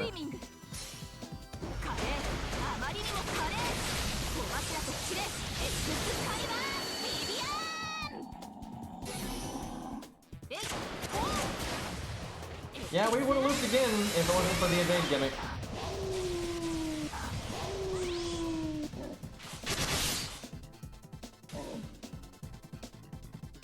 I'm gonna have to heal here.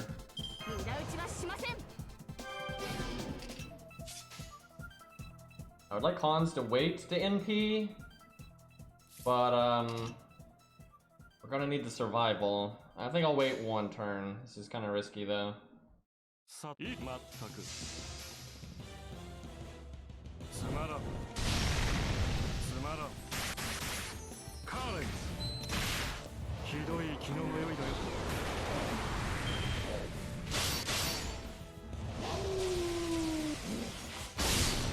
Well,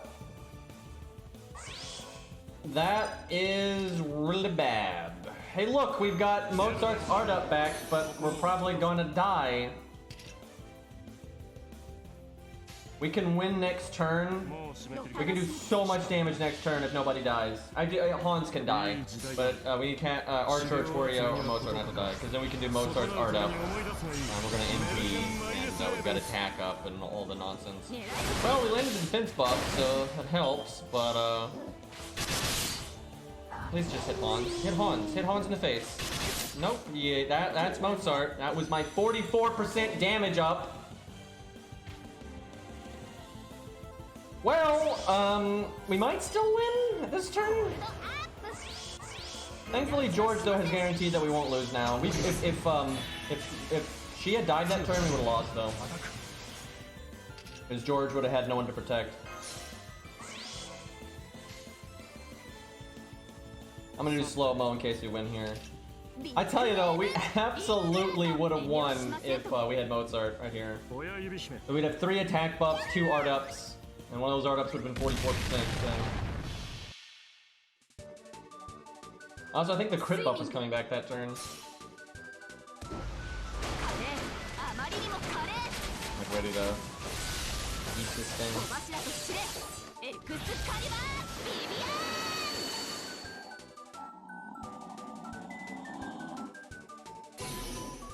Oh yeah, he's dead. I'm not even gonna let that other attack go off. He only had 8k, so he was dead.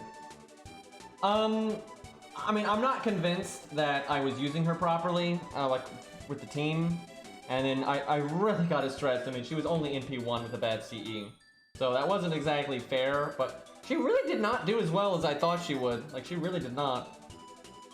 I would like to compare that to, what's her name? Cleo. Because she's a 4-star, but she's got the survivability that's easier to use, and she's got the sure hit, which is very applicable there. I actually think Chloe probably would do better there. Especially because Chloe gets to be in P5 for free. Did I say Cleo? Yeah, Chloe. Chloe, Cleo, it's all the same.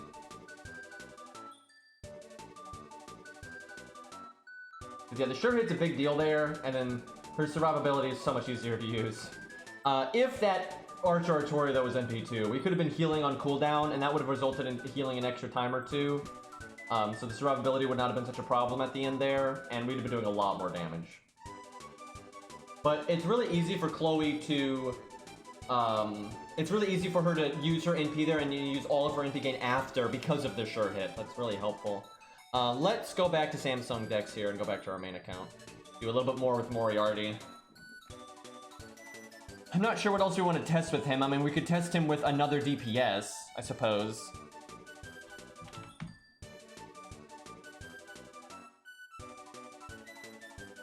Oh yeah, and she's got the Stargin. Yeah, I don't really like Chloe very much, but undeniably she's a very good unit. And free.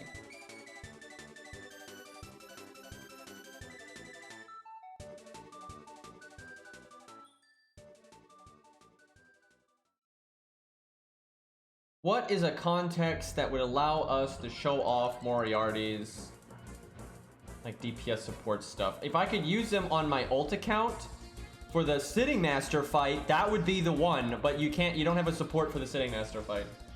So that I can't do that. Do I have the Abigail? I do have the Abigail fight, but that's on my newbie account. It doesn't have a lot of stuff to work with. Well, let's see. I could do the newbie account. You summon Moriarty. I mean, you could do it, but why would you? Why though? Like, that's so awkward. I don't see that being the best. I mean, that is a gas fight. What DPS does that account have that he could work with that would actually make sense? I mean, no one in their right mind would use their support slot on an archer there. Everyone's gonna go alter ego, or foreigner. But it makes it a nice value check in a way. I don't think the newbie account can synergize with Moriarty, really. You know, it's got Herc, but the Herc is not really the kind of unit you would work with Moriarty. That doesn't make much sense. What else does that account have? I mean, it's got a lot of the silver staples, but that's not the most applicable.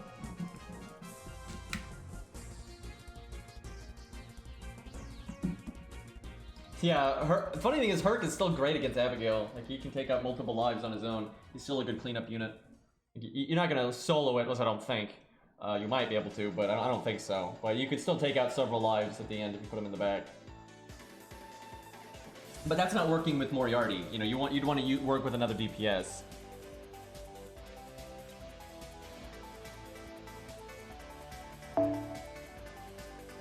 Let's see here. And poor Lobo, though, he's such a great fight for testing. We've just murdered him so many times.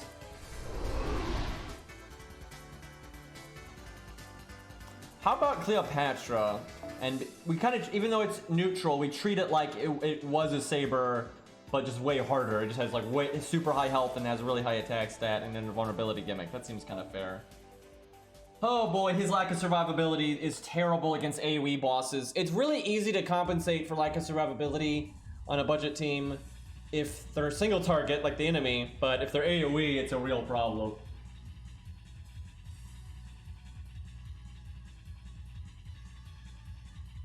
We have not used Beastly's Herc against Abigail yet, but we'll try that someday.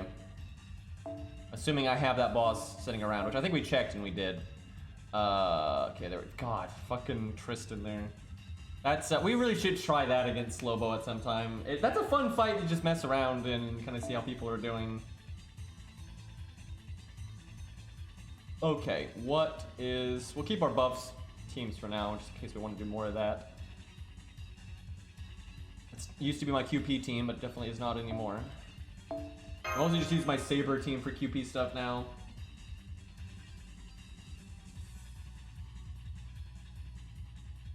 Okay, so we want to be... How budget do we want this, chat? I would say decently budget. I don't mind if we work with the DPS. Maybe that's a bit stronger, but I don't want any supports that are like... I don't want Waver, right? We don't want that. Yeah, I would say 4 stars. We do... That seems reasonable. Okay, so we're gonna pretend this is a Saber boss that just has a nutty high attack stat and a lot of health. That's what, so we're gonna want to work, I guess, with another Archer DPS, because that is overwhelmingly when you would want to use Moriarty, is when he can work with another Archer DPS against the Saber, or maybe a Berserker, but that is definitely the kind of situation that he's most applicable. So what's a good synergy with him? He has Star Bomb, so you got things like Billy, Calamity Jane even because of her 3rd skill. Let's see, what else? Robin too, because Robin has a Star Bomb. So that's 40 stars right there. That's not bad. Yeah, him and Ash would do really well, but I don't have Eve. I am so annoyed I don't have Ash, because I rolled quite a bit on that banner back in the day. And I like the angry people, right? And he's really angry, and he's a surprisingly cool character, and his gameplay is awesome. I'm so fucking sold. I remember I was like, yeah, I can roll for this new 3-star, and you know, I like Gajuna, and so if I get a Gajuna spook, I'll be happy. And I really like this 4-star too, so like no matter what I get on this banner, I'm gonna be happy. I didn't get anything. I didn't get fucking anything. I got Asclepius, but that was the main thing we were rolling on. Okay. You could work with a Berserker. That's a thing too. If there's a Berserker, then I'm like, oh man, that synergy. Billy's a fun one because they both have big batteries. Calamity. Let me look at Calamity Jane's kit again. How easy would we be able to hit like the big stars? So you would at least want 40 stars, but 50 stars would be really swell. He makes 20. That's not that great. There's not a lot else on the team. I'd have to work in some other way to get stars. That's not really great. But Jane is still fine because you still get the attack up and the drain, and the NP drain would actually be pretty good here. If there's some other way I can work in a little bit of star gen, I think Calamity Jane will be fine. Let's try that. That's just a weird team that I think could be fun to try out. I don't know if it's going to be value, but we'll try it. Let me go give Calamity Jane those some command codes, because we're going to want as much like consistency with the star stuff as possible. What a bizarre team. But they really do have more synergy than they used to because of the Star Bomb, so I'm curious how this works. Okay, who has my command codes right now? Or do I just take them off everybody? I don't need this is the wrong UI. Oh, let me go give those to Ku real quick. Because, you know, I don't need QP, so we'll just throw the QP in the toilet, you know. Fucking Christ. The amount of QP that costs, dude. Are you kidding me? That is just disgusting. We're almost done with that card, though. Need one more. I just spent 8 million QP right there, dude. And then I have a whole other card to go. Just send help, dude.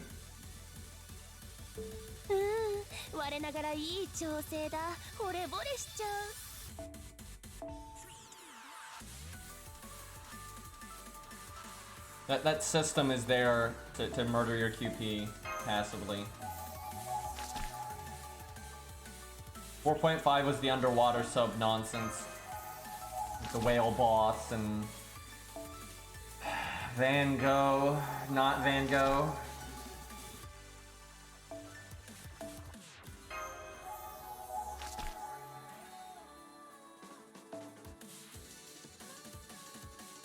Okay, so we want Star Bomb, 1,000,000%. Like just star stuff on everything.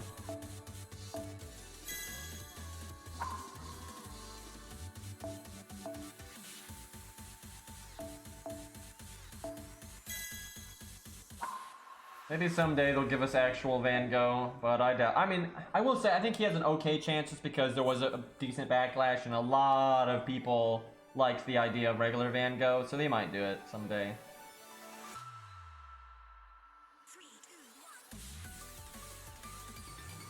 What can I put on our Buster? Let's do the attack defense removal. Like, why not? Applicable in this fight. Might just do more Star Bomb on Art. I'll do that and then Star Bomb.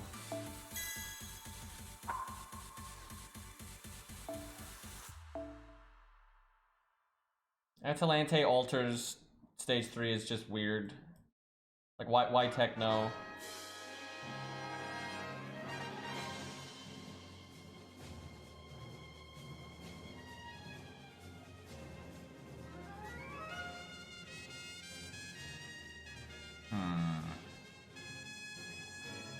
I want this one, but it's equipped to somebody else.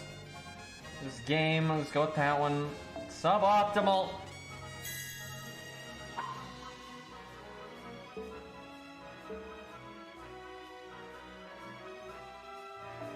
The one thing I don't like about her stage 1 is I don't, it looks fine, it looks totally fine, but I don't think it fits her very well. She's over there just like, rawr, and that looks like such a, like, tame, calm, you know, thing to wear, right? So it's a little odd. But it looks nice though, so that's good. But I do find it odd that she's so angry.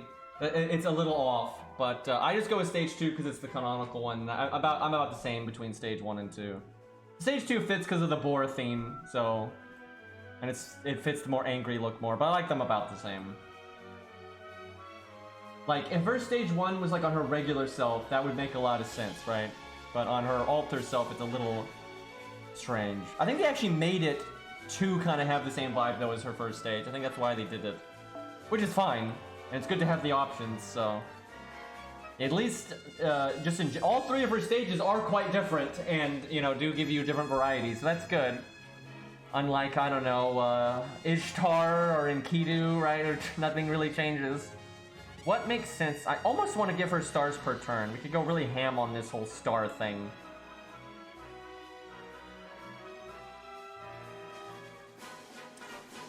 I kind of like regular Atalante more just because she's green, but they're both fine. And I will say the Berserker's gameplay is extremely useful, although so is the Archer one, so. Do we go with stars per turn? I don't know, I kind of want to just get a fucking NP off. How high leveled is my best stars per turn for her? It'd be this one. That's decent. I might try that. That's really slow though on getting an NP. So what, okay, if this is the backbone of the team right here, what's the rest of the team, right? We're gonna need, oh boy, this is gonna be weird.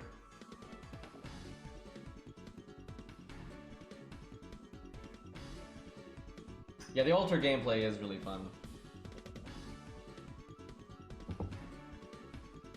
Alright, we're technically allowed to use 1 to 4 stars. I kind of want to make everything else a 3-star now, though. Are there any 4 stars, though, that we think that would make this very fun?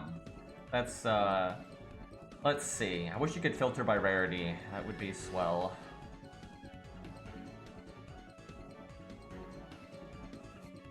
Chiron's okay. We are treating this like it's a saber. So this would be, again, just a saber that hits unbelievably hard. My Chiron is 999 though, but he does make stars, which is helpful here. This is where I wish I could make the boss a saber and then just give it more health and everything. Because although you can pretend it's a saber and use a team like it is one, if I bring like a rider for support or whatever, they're going to be just as tanky as a archer would when they shouldn't be if that's what you're trying to test. So. Because like because you know all the other classes are actually equal to Chiron, I probably wouldn't use Chiron. But if we're pretending it's a saber, I probably would. That'd be decent, especially because of the stars. The only oof is the 999 because that's 2 less stars. But that's okay. He'll probably be somewhere on the team. Let me just hold on to that. Hans makes sense because again more stars. Mozart, you could do switch Mystic Code Mozart to guarantee the stars, but then why are you using Moriarty? That's kind of overkill. If we use switch Mystic Code though, we could just use any other Star Bomb unit. That would make sense here. Or Star Bomb CE. Star Bomb CE on Hans doesn't sound too bad, because then Hans will go into making even more stars on the next turn. I like that. That's fun. Let's see. Imagine having fun in this game. We'll do Golden Carp so we can also NP if need be. No health on that CE though, that's a bit oof. What's a unit you'd want to switch out of then? Or that you'd want to like do death manipulation with like George?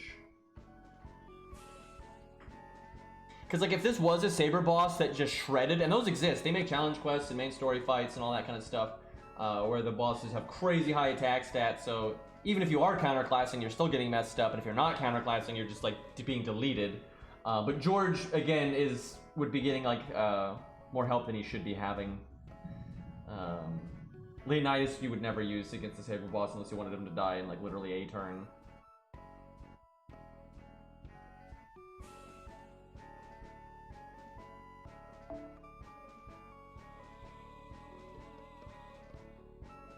Feels good, Zaw. You know, you could use Atalante for Stargent. Like, who needs a support? Just throw every archer at it. That would certainly be fun. She's AoE though, but I mean, she does synergize with what we're doing here a decent amount. Always a VC Braun dying, keep the team alive. David, if this was a Saber, there's no world you wouldn't use David.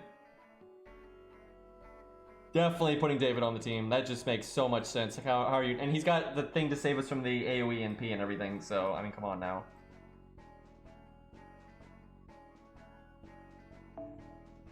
So basically, how much health does she have? I want to say she's like 200k, 300k is the 2 health bars. So she's roughly at 500k, but it's split between health bars, so it's kind of more than that.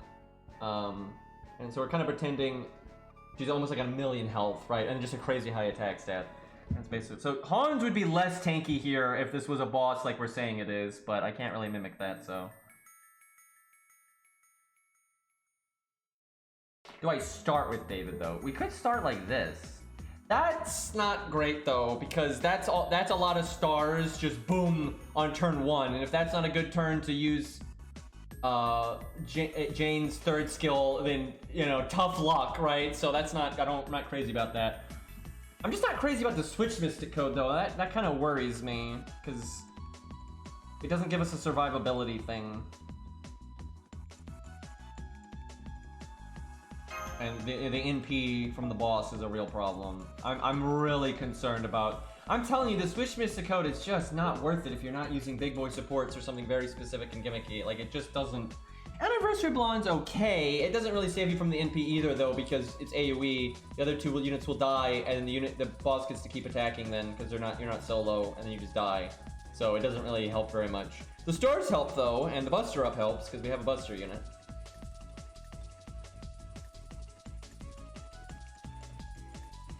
Yeah, if you're using the really high-end supports though, the Switch Mystic Code is godly, but yeah, it's just... Not having a survival skill is just super nasty. Now, if you switch in Castoria, she has a survival skill that makes up for it, right? But, I'm actually leaning towards just Atlas or Default. Atlas is nice, though, because we can get rid of the debuff, and we could potentially get Moriarty Star Bomb again, or if we already have the stars, you can use it on Calamity Janes. So I'm kind of leaning towards that.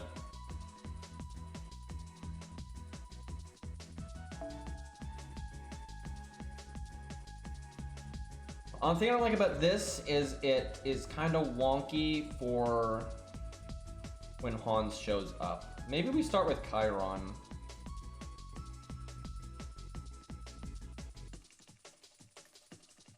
And you just kind of look for that turn.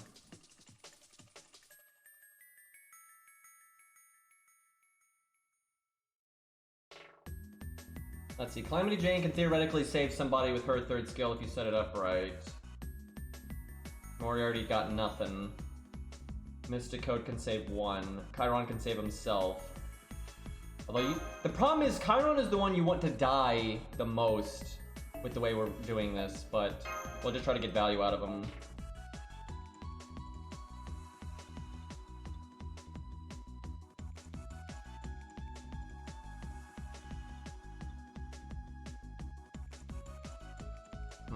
Could do Star Bomb.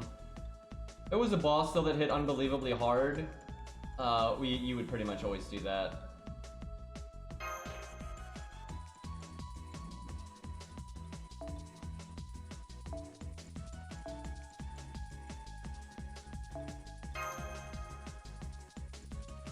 Okay, I think this team would work, and if it was a Saber boss that had like, you know, 1,000,000 health in total or more and had an unbelievably high attack stat, I think it would probably work too. Unless I'm crazy wrong, but we'll find out. The question is, can we actually make the Calamity Jane thing work? Is Moriarty enough? Because it's only 20 stars, so I'm not sure.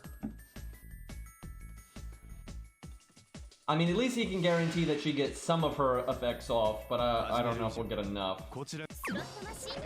Especially because the boss keys so frequently. Normally what I do with Calamity Jane is if she's on a team, I use her with Mozart, and you use her with someone else with crit, because then you're happy to have 50 stars anyway. Okay, when do we want to use the stuff? We don't want to drain yet, because there's nothing to drain, so rip the battery. We could have Moriarty NP right now, but I don't think we're going to do that because we got an Arc Chain. Okay, I'm going to do this. I'm actually a big fan of having crit down here. Okay. We just do this. And the next turn we might click star buttons. Dude,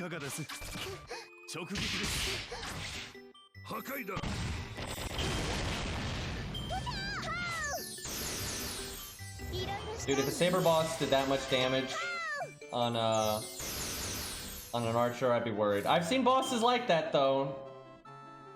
Wow, Calamity Jane is already fucked up. This makes me think if a boss was hitting that hard, you'd probably do taunt stuff into you know, Hans and things like that. Alright, what's the plan here? This is rough, man.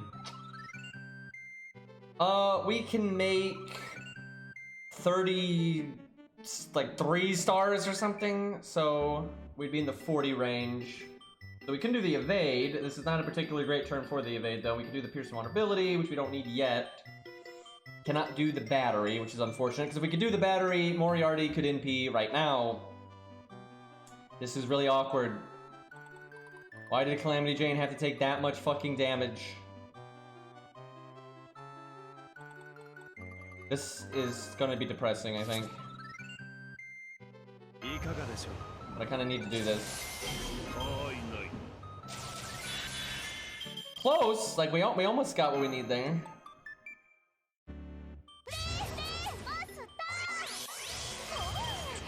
Man, she is not the one I wanted to give the crit buff to. At least she has cards here, though.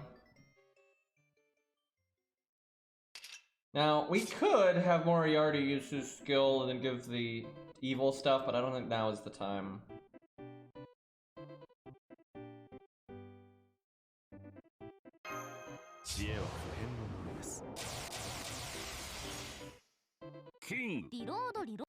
Alright, we need big crits here. Decent. Yeah, this is not bad. I probably should. Oh my god! Dude, Cleo hits so much harder than the other bosses, man. It's ridiculous. I should have cast this so long ago. I have no idea why I didn't. This is a yikes. This is, everything right now is looking pretty ugly.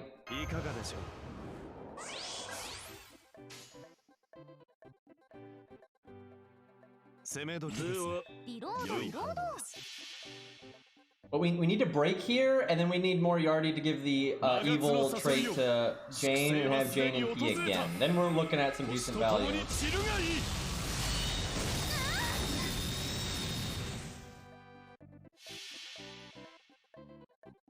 宝具解放。我が最終式究極的犯罪を確立する。ザ・ダイナミクス。 We're shooting the snake for the most part there, and not Cleo. Wow. Okay. Well, Calamity Jane very much got her NP there. She still has her piercing vulnerability because it lasts 3 turns, which is really awesome. What? No! Wait! He was gonna do the thing where he that was the whole point!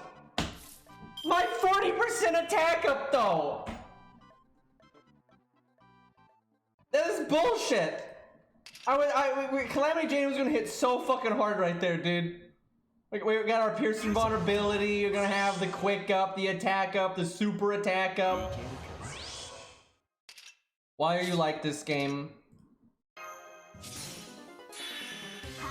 The whole point of this was to test that synergy too. Boss just hit way too hard. I will say, a 3-turn piercing vulnerability that you can give to any unit on your team is pretty nice. What I hope they do for Calamity Jane is buff her NP, because she's pretty NP focused, and then make her NP make stars. I think that would just be so good for her. It doesn't have to make loads either. I'd make it make 10 stars. It doesn't need to make a whole bunch, but a little bit of extra oomph on her own star gen. You don't necessarily want her to be completely self-sufficient, but I think that would be pretty fair.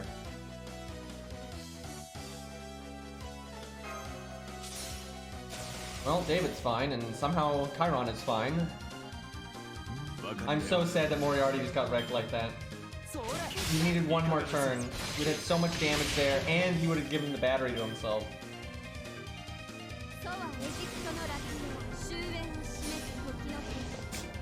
Yeah, guys, Moriarty can be like a damage support.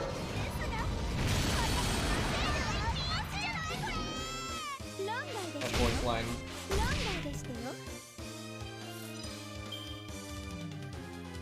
Let's see. So she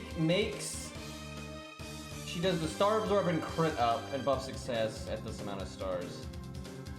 Wait, if Moriarty was alive, he would have I think he would have gotten his first skill back this turn, and he could make 20 stars.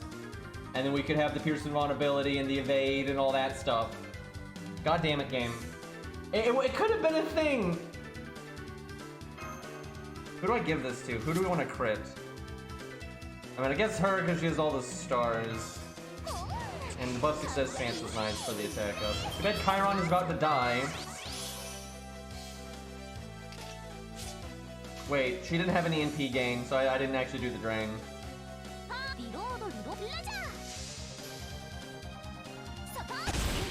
Calamity Jane is about to die. Don't worry though, Billy got this.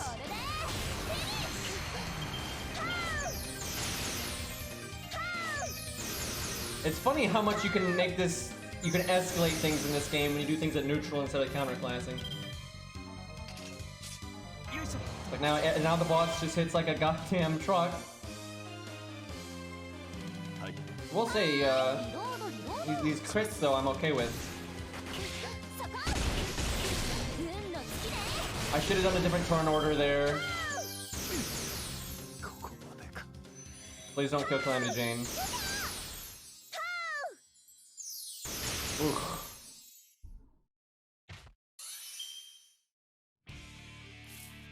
Little late for Hans.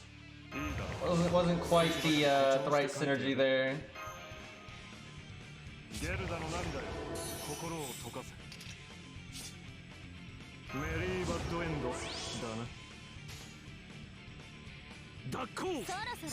We're ready to zeet the app because I don't think we're gonna kill here, but we might, so we still have the crit buff. And Honlane did the attack buff. Yep, he might die here. I should have done slow-mo.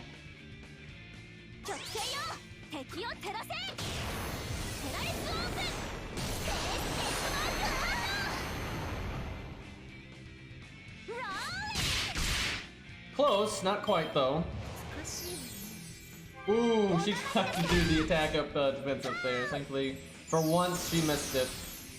Okay, we win here.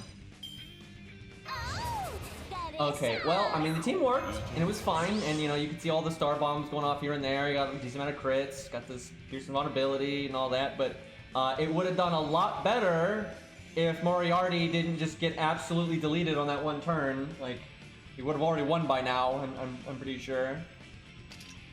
You know, if you do this at pure neutral, do y'all think this is about on par with Lobo? I think it's pretty close. She actually hits harder than Lobo, I would say, and you know, she does have the giant defense up and all that, but it's kind of, it lasts longer, but it doesn't always land. So, and she has it's just pretty similar. Because I'd be curious how this exact team would do against Lobo in comparison. Yeah, I would say Lobo is a bit harder if you're not able to counter his gimmicks, because his gimmicks are a little bit more extreme, where she only does the invulnerability on the one turn and stuff. If you are able, though, to counter Lobo's gimmicks, I would say she's actually harder. Because I do think she's throwing out more damage than Lobo does. Definitely. I mean, Lobo can do really good damage, too, but I don't think he does as much damage as she does, especially if she lands that attack up. And because her attack up lasts 3 turns. Also, and this is the one thing that I'd put in her favor big time. Because I gotta say, Calamity Jane actually made this fight a lot easier. Because she did MP Drain, which is really relevant because the boss NP is so fast and the NP is AoE. And she had the attack down, crit down. Because if Lobo was AoE, that would be so much harder. Like, one of the big things that makes Lobo not so bad is the fact that taunts counter him so much. And you can deal with them. So I think they're pretty close. Because Cleo, seriously, NPs so quickly. Because, again, she normally would NP faster. It was Calamity Jane that was slowing that down. And AoE NP is just, that can be devastating. So, they're kind of apples and oranges, though. Like, the kind of team that would work on Lobo would be very bad here. Like, that whole setup that I was doing against Lobo would very much not work for this fight because of the AoE NP. But Cleo definitely puts you on the clock more. If you're fighting the both at neutral, Cleo puts you on like a time limit way more so than Lobo, because she AoE NP, really high normal card damage. However, she is easier to nuke down. Even though she can be annoying with the defense up and the invulnerability, Lobo is just way more annoying. Because unless you can counter it, because he's got to evade every turn, and then, you know, the defense up at random, which is more reliable than her defense up. They're pretty comparable, though. I do think they're just kind of apples and oranges to a degree. A shame I don't have Lobo on this account. I would love to use that exact team on Lobo and see what happens. I think that'd be actually pretty fascinating to see. It's a good fight, though. Cleo is such a nice fight to have around, because if you fight it at neutral, it's quite the thing. I'll say this, for soloing, both Lobo and Cleo generally destroy people at neutral. Like, it's only really the top dogs that normally end up beating it.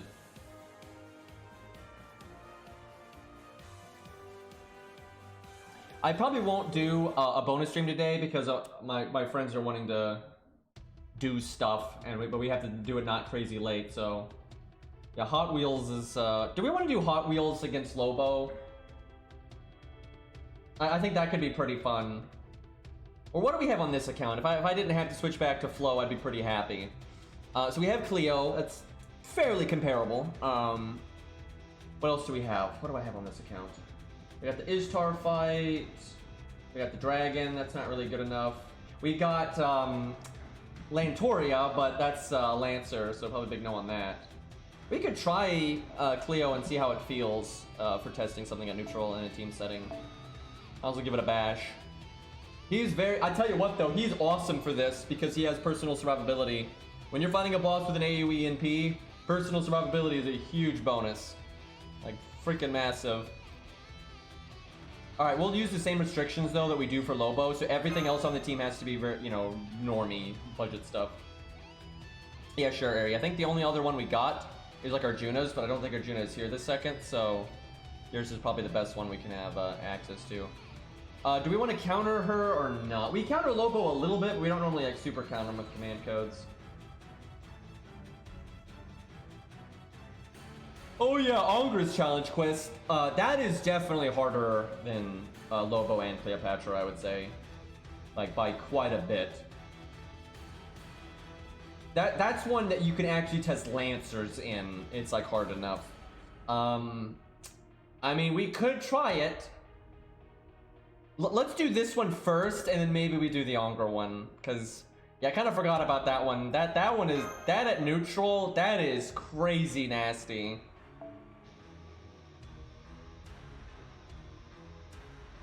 Okay, so all the units have, they can use pretty decent CEs, but everything has to be 1 to 3 star. What do we want to do for him? The only bad thing about Hans is he'll keep your health a bit higher, so you won't necessarily be able to get the maximum bonus damage, but we also want to not die, so I think Hans is a easy pick. Taunt is definitely not as good here, but we also don't want to just evaporate. I think we want stuff like... Mash is still good. We'll do a pretty similar setup to Lobo then in that case, but probably no taunts. And if we use Mash's taunt, we'll use it for NP gain. I think that's going to be the thing here.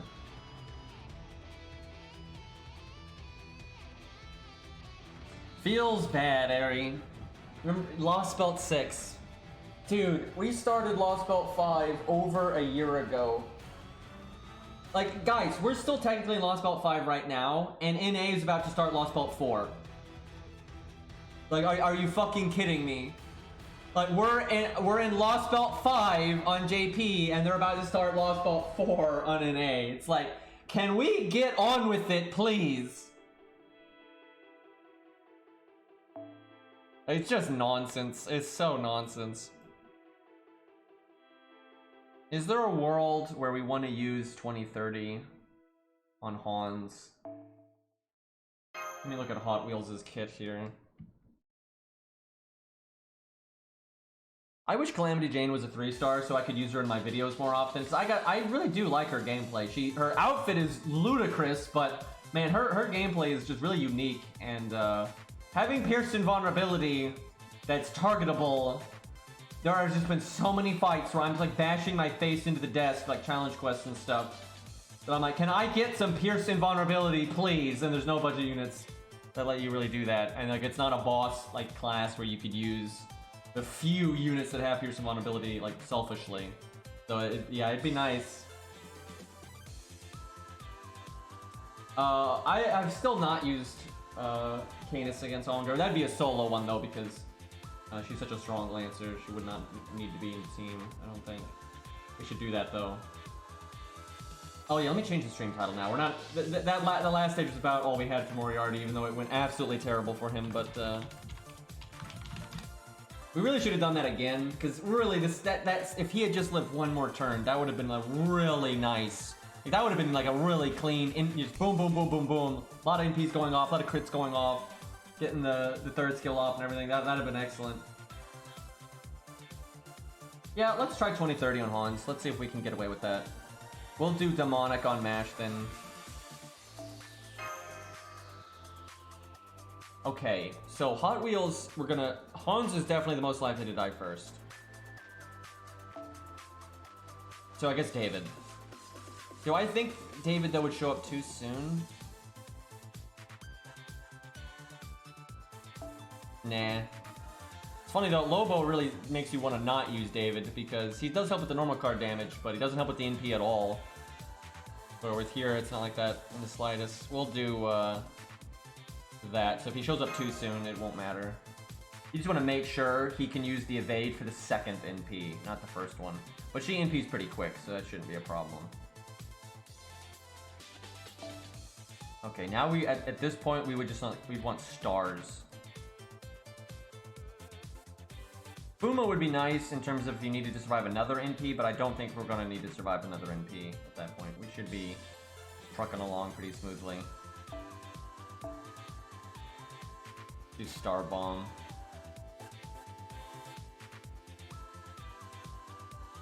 God damn it! Why do I always struggle to find my Star Bomb CEs?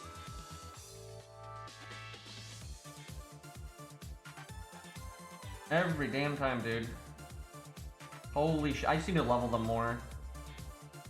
That one's fine. It's not exactly the best one for him, but the first one I found, good enough.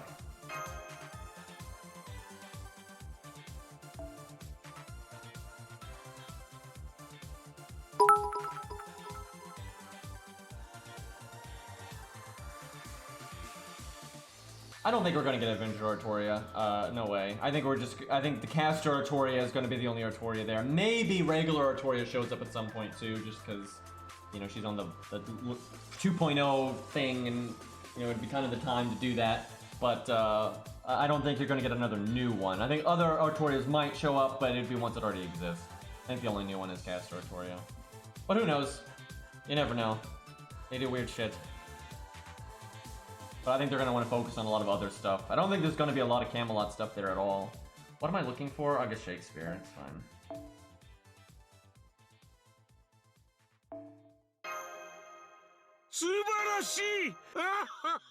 Five-star match there in Camelot. I think something's going to thank you for the year sub, by the way. I think something with Mash is going to happen. You know, she'll like refuse with Galahad, or learn something and become her own, or you know, whatever the fuck. She's gonna get buffed or a rarity up or something. Something will happen. Yep, that'd be nice, Poi Poi, if we could get regular Lancer Medusa. I guess that wasn't regular, because that was regular Lancer Medusa, but altered, right? So there's still the unaltered version of that one, but we're definitely not gonna ever get that, because, you know, they're cowards. Okay, we should be just swimming in crits here. I'm just a little worried that we're gonna die. Do I like Guts here? So we have his personal survival, then David's. And if Mash is still around, you could use that. Crits are not, nope. It's Hot Wheels. We gotta, gas, man. You gotta kill the thing.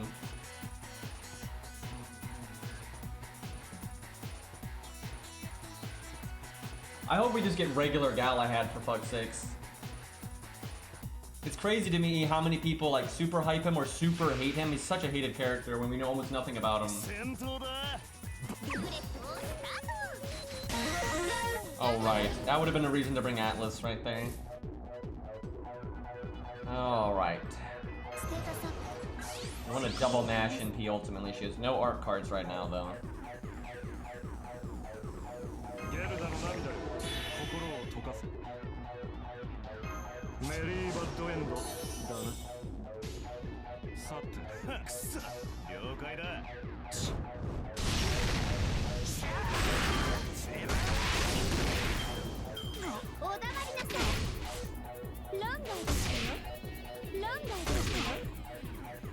Yeah, I know, it is really weird that they haven't used them. I mean, I think, though, they've been planning to use them in Lost Belt 6 or 7 since the beginning, and that's why.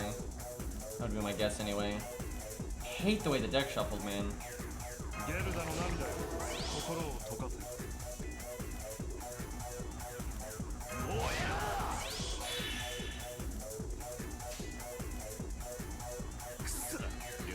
Dude, Hot Wheels is so cool, dude. Look at this guy, like, he's awesome. See, now though, I feel like I needed to get him while the getting was good, because now I'm so behind. If I got him now, you know, Ares and Arjuna's are just so much better than mine that I, like, you know, I'm behind. So I feel like if I'm gonna use them, I'll just use theirs. But it would be nice to have my own. I like the angry people, and he's about as angry as it gets, so. We're taking too long to get our support NPs.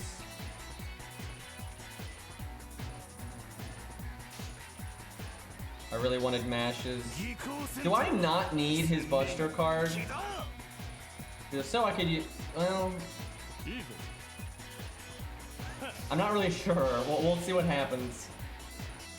Not a Berserker, by the way, indeed. I kind of like the people, though, that aren't Berserkers, but kind of act like them, because they're not normally insane, and also they don't die in 2 seconds.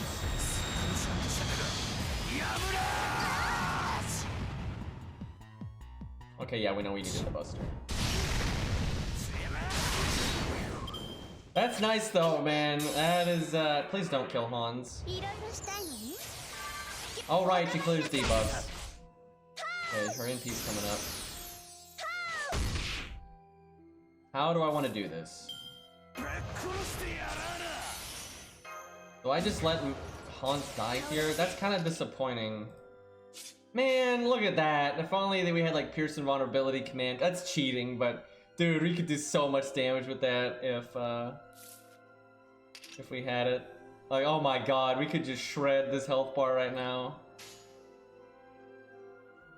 Let's do this. ステータスアップ mash things. これで耐えます新名脱行すなわち解放の時 I could give Hans guts and that would kind of help him live, but it's probably not worth it. それは全ての傷全ての怨恨を癒す Oh, right. Hans is a caster. So he may actually tank this because he's gonna have so many defense buffs here. That's where if the boss was, you know, actually a saber, but with, you know, the higher attack stat and all that, it wouldn't matter. If he missed that defense buff, he might not tank it, but he landed it, and it was overcharged. So, he should... Yeah, I think he'll live. He would definitely live if we had matched his first skill. Still, I don't think we do.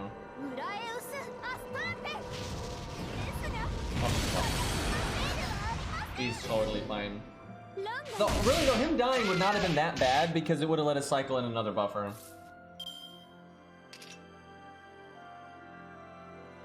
Do we Star Bomb here? I think we just Art Chain and go Blammo next turn. 新名 Hot Wheels is really good. He's just so versatile because like he just survived that NP and then helped himself get a second NP. That's so good.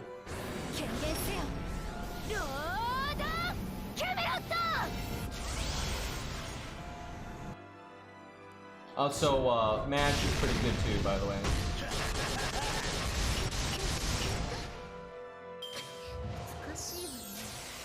She missed the defense buff. That was such an important turn for her to land that.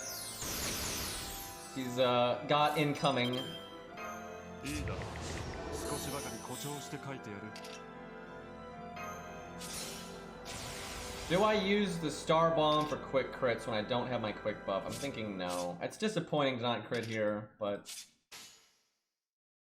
ギクあくそ了解だ I tell you, he's one of the few units I might set to random if I had him, because I really do like all of his stages. I don't know, I've always said it, perfect music, totally. I might just go with his stage 3 because Arjuna uses stage 2 and Eri uses stage 1. And I really do like stage 3, so kind of just have some variety in here. Wow, if she had gotten lucky, she could have 80% defense up right now. That is horrifying. I want to put it in slow-mo because she's gonna die any second. This was so smooth. This was so smooth. I kind of want to do this against Lobo now in contrast. Like this was so smooth for just like the murder. We're not even close to dying, man. もう締め切りか仕方ないくそ了解だ We're pretty much guaranteed to win next turn because I'll Star Bomb next turn. And she might actually be dead here, we'll see. いい時代だ資料集めには事欠かん損なうたびに思い出すがいい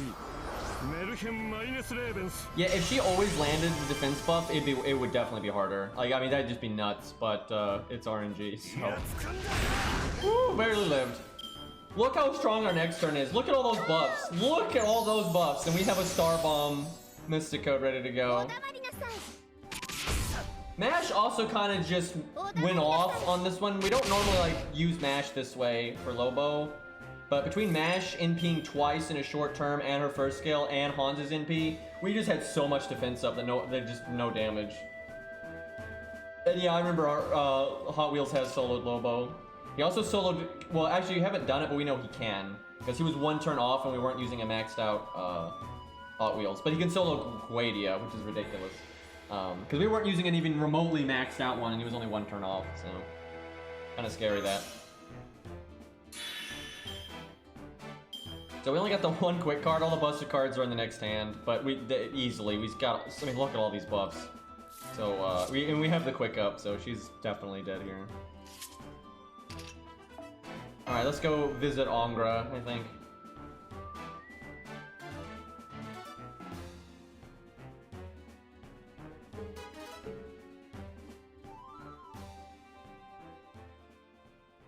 Way down here. Whoa, not that one. Actually, way up here, excuse me.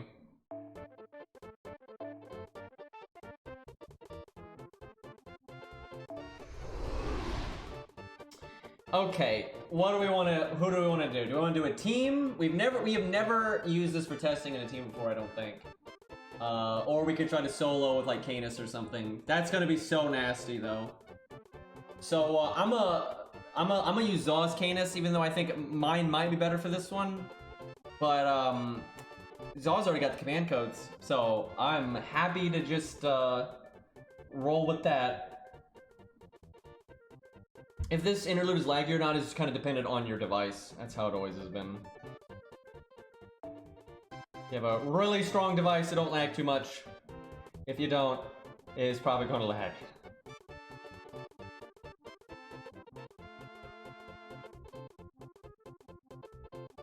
Canis, I almost said it. Canis full stop CB, I don't know if that, I mean, it's okay here, like, we definitely want the crits, and you have some time to build up, so I guess we'll see.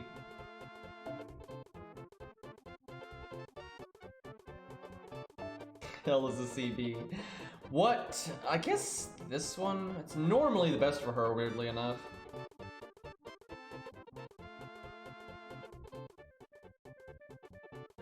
We just scrolled by some weird things. Oh, right. This fight has that gimmick. If you want to go Yang CE Zaw, we'll try it without first. I think that's fine, because I even used that on Ku here, because this is such a hard fight to solo. Unless you have like some kind of synergy with like the hit count and that kind of thing. I want him to save money, that's the thing. I almost said it though. I was super close. Canis has aerial drive, damn it.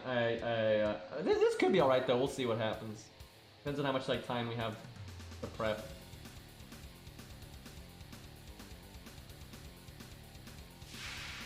There was one time he wasn't there, one time. Right, India's not here from the beginning. Oh, we're in slow-mo. It is indeed lagging some though, you can see it, like it catches after an action. It's because of the flames, and then more so because of the reinforcements. That's what really messes it up from what I've seen.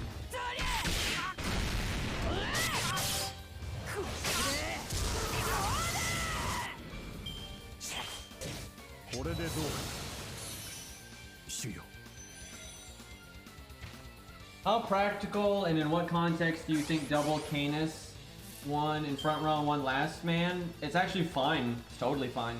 She's really good at both. You could do that. Like, that wouldn't be a problem. You know, there are other last man standings you might get a little bit more out of, but she's a very strong last man standing. She definitely keeps up with, you know, Ku and Enkidu. She's not quite on that level, but she keeps up. And if it's an AoE situation, then she does super well. So yeah, no, that'd be totally fine. She's very easy to... She's very workable in a team context, like, no problem, and she's very workable as a last man standing, so... If she ever gets a star bomb on, like, her second skill or her NP, then that'd really be good, because then if coincidentally one of them lived too long and they both showed up at the same time, they could star bomb each other, and that'd be very strong. I think I cast this now. These guys hit ridiculously hard. I'm gonna hit the front one because that one has more buffs. I want this to crit just for star gen and all that nonsense. Did not.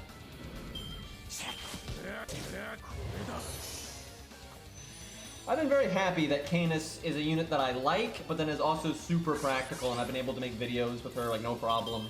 She's been able to solo challenge quests. Hell, she could solo that. I didn't make a video for it, but she did it. What was that challenge quest? It was the one I did with Romulus. It was in like the factory. Was that Artemis? And then it turned into Orion, or it turned into like the giant boar, I think is what it was. But yeah, she could solo that one, and she could solo the Moriarty one, so that was like 2 challenge quests back to back she could solo. Yeah, it was like started as Artemis, and then he ditched Artemis for a giant boar instead. It was pretty silly. Now, I could NP here and not take damage, but then I wouldn't have my NP, and I'd probably be wasting my damage cut. So if I do this again, what I'd probably do is I don't cast the third skill in advance like I just did, and I'd probably do NP there just to skip them. But I don't know, not having your NP for when the boss shows up does kind of suck. I think the middle one is the biggest threat. Man, this is where I wish Zaw had the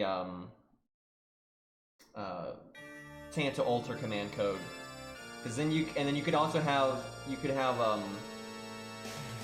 a Star Gen 1 on a Buster card too, and so we could make whatever stars we have from this turn, we could have 4 more stars than that.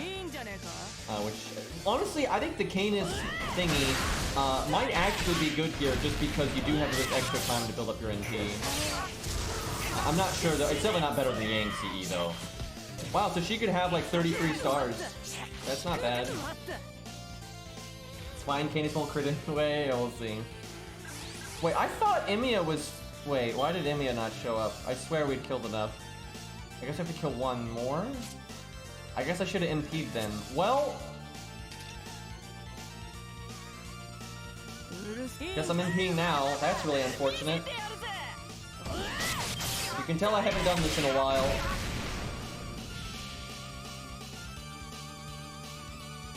Definitely gonna show up now.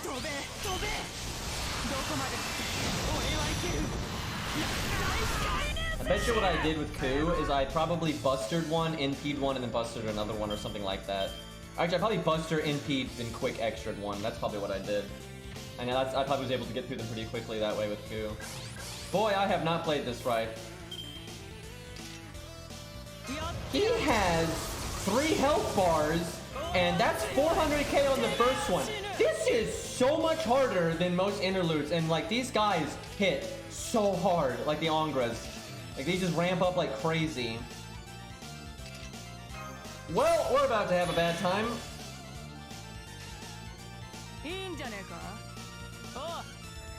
Maybe I should rush my NP. Because if you kill them, they lose their buffs, obviously. Look at that damage, though!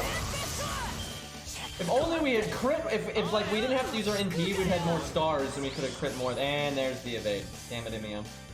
Okay, well this is an NP gain turn.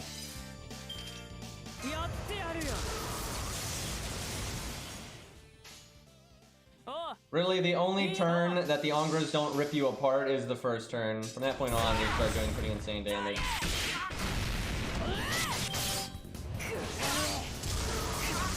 Even though he only has 59k, I think we NP to get rid of the Angras.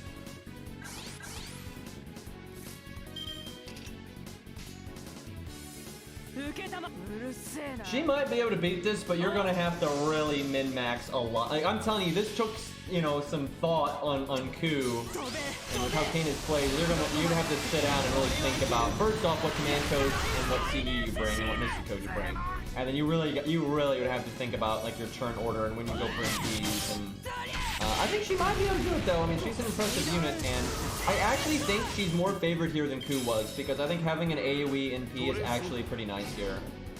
Oh my god, I forgot about that gimmick. I completely forgot about that gimmick. This fight is fucked. This fight is so fucked. I completely forgot about that gimmick. How the hell did I do this with Ku? I know Ku's good and everything. How the hell? What the fuck is this fight? God damn it. Well, we are so dead right now. Goodbye, cruel world.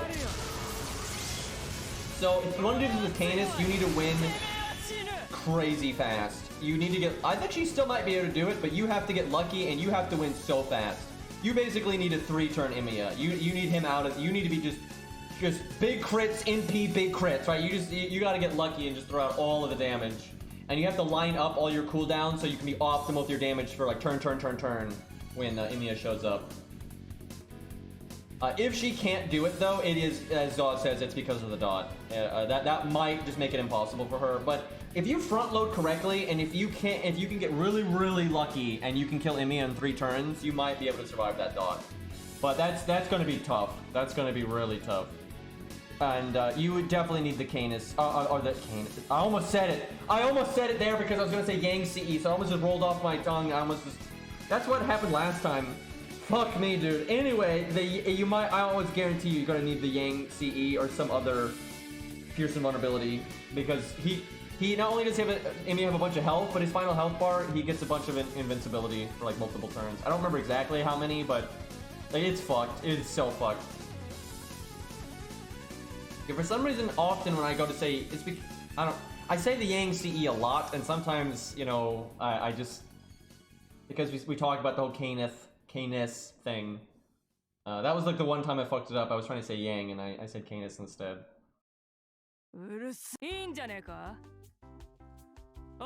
Yeah, and India can cast Evade, as you saw. We lost a turn there, and he has defense up.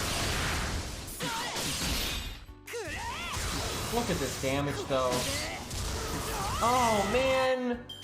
Oh, I think she might be able to do this, though. We'll need the Yang CE, though. Like, 100%.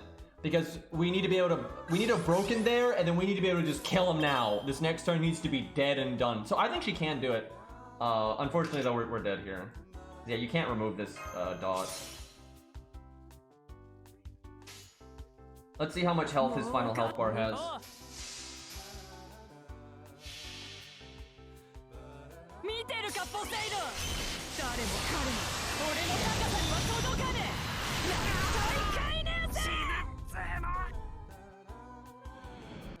Yeah, I think she can beat this. I doubt she could beat it though without a Pearson vulnerability CE. Like that seems out of our range.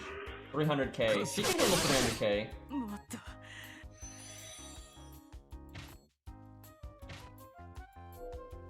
I know there's some kind of invulnerability gimmick at the end there though. I don't remember what triggers it. But okay. Let's try that again. Remind me to zeet the app if we actually look like we're gonna win. How strong of a Yang CE do you have, Zaw? It's probably stronger than mine, because mine's... Nope, it's exactly the same as mine right now. This is actually like the balanced version of the Yang CE. Like, this version of it is still very, very good, but it really only is good if you want the Pearson vulnerability. Because it only has 700 attack, and it only the 35%. So the 35% with only 700 attack, it's still a bit of a damage boost compared to most CEs, but not by that much, and you have no starting NP. And if it's a fight where you don't need Pearson vulnerability, then it's not even that great. But then when you limit break this thing and it's giving 2,000 attack and 40% damage, and then it's just get out of here.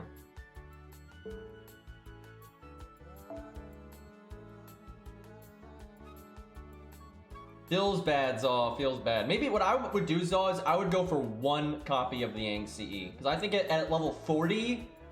That's enough attack stat on it to, you know, not feel so held back. You know, at level 20 it's pretty blah, but at level 40 I think that's looking pretty good. Okay, so we gotta line up everything so good here. I almost want to say Anniversary Blonde, because if we're just going boom boom boom, like we gotta get through these health bars quick. I really am leaning, let me think. The problem with Anniversary Blonde is you're gonna have a gap where you lose your attack buff. You'd have to be able to get through the first health bar without your attack buff, but you could use the Buster Up.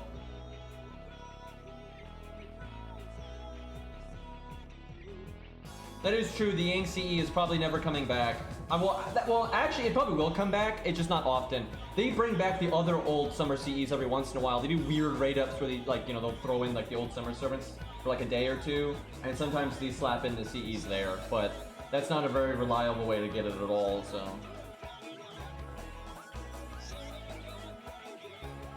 Yeah, this, you're probably right. We'll see, Ari. This is one where I think mine might be a little bit better, just because I think the NP damage is going to be important. But I tell you though, those faux pas are pretty nasty. But I do also have the better command codes. It's close. I think both Canises can do it. I think mine might be favored though, just because the NP damage is going to be important and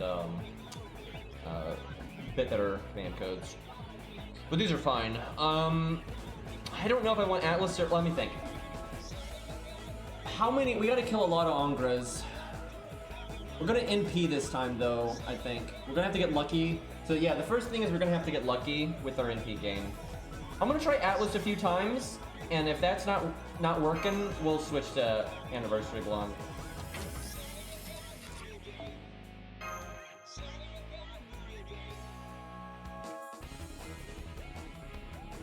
But yeah, I'm gonna make sure I limit break the Yang CE, just because even though I'm not gonna use it for videos and stuff, but when you want to test things and at their best, it's generally gonna be a limit broken Yang CE. So I want to get it, and I don't mind using it for solo videos for like very very hard content.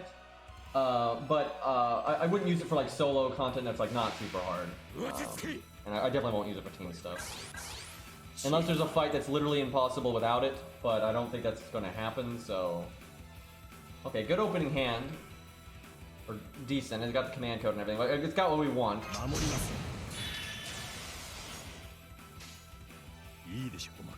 She had gotten her quick card too, it'd have been better, but I'll take it. I don't, whichever one has Brunhilde in it, that'd be the one I'd roll on. I don't care about any of the other Summer Servants.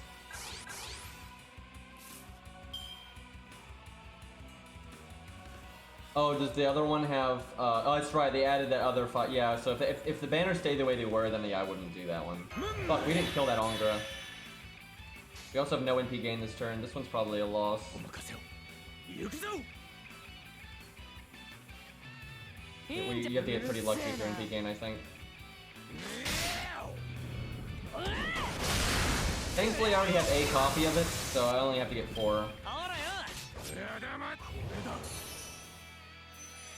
Well, these Ongros won't do too much damage. I think I use my 3rd skill here, though.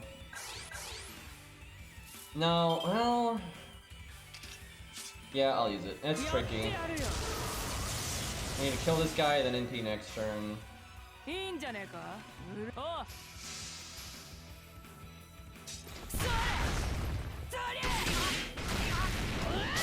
But ultimately, the priority is just the NCE, because I already have Brunhilde on my ult, so I don't care that much if I get on my main at this point.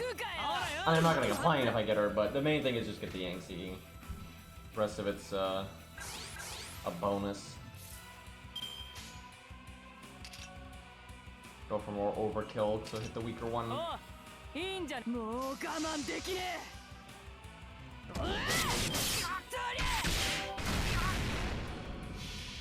I wonder if I can get away doing the first health bar without applying the burn damage. Probably not. That doesn't even make any sense because we're gonna bust her chain anyway.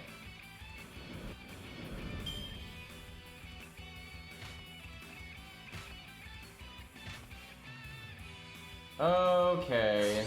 Please have mercy, Angra. I wish I didn't have to apply the attack down to Emiya, because we don't need the attack down on Emiya. And dear God, do we need the attack down on the Ongras. The Angra gang.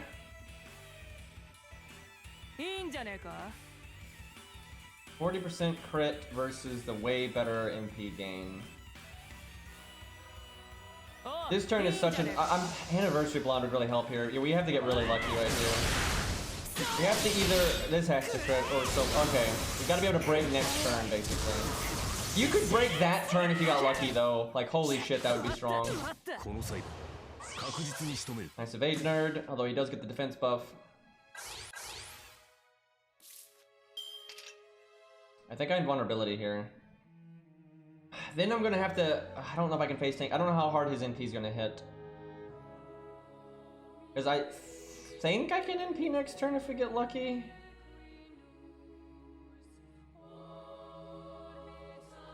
This is tough. Maybe they just won't crit us. That's not very likely. Okay, we'll do that, and then we'll do the third skill.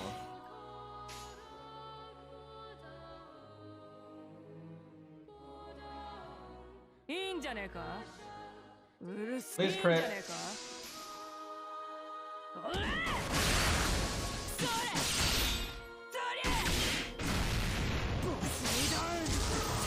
We're really pushing it on NP gain here.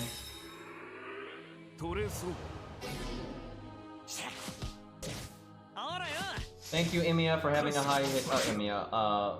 Angra for having a high hit count. Okay, we can get rid of these fucking Angras now. I don't think we damage cut here because it's just Emiya attacking us. I think we save it for the next turn.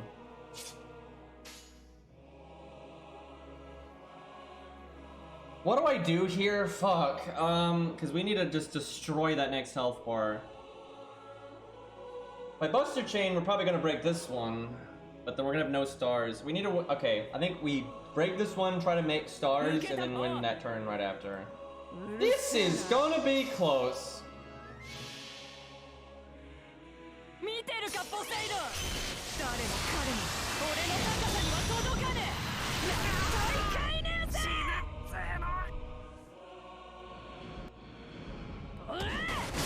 Not enough damage here. Damn it. We're gonna have our buffs. Oh, this is rough. At least Emiya keeps evading.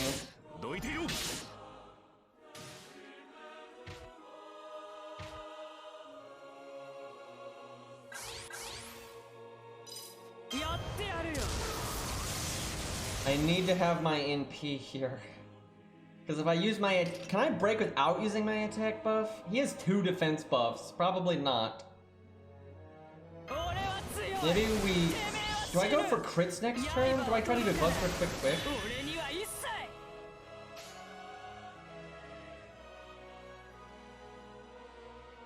The thing is, our crit chance is so crappy, I think I have to do Buster. Especially because he has double defense buff.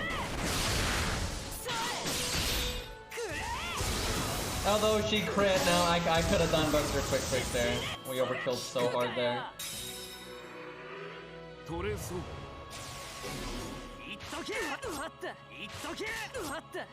Huh, he didn't NP because of that.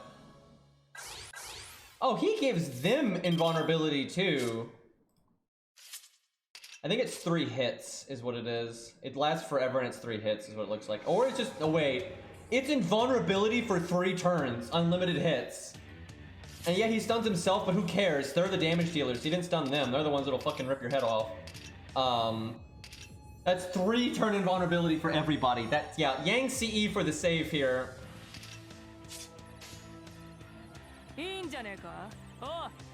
Okay, we're gonna lose our attack buff, unfortunately. It's gonna really come down to the NP here.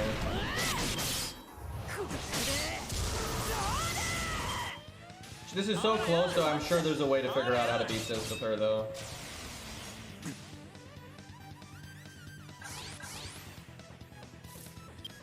Just in case we win, I'm gonna slow-mo. We have no buffs, but we have Buster Chain, and we're gonna get the crit up. We have a kind of okay crit chance. You know what we might want? We might want the defense removal command code instead of the Gilgamesh one. Even though 20% damage is awesome, this defense buff is kind of a problem. Alright, let's see what she can do. She'll definitely win if she crits, I think, because we get the crit buff here.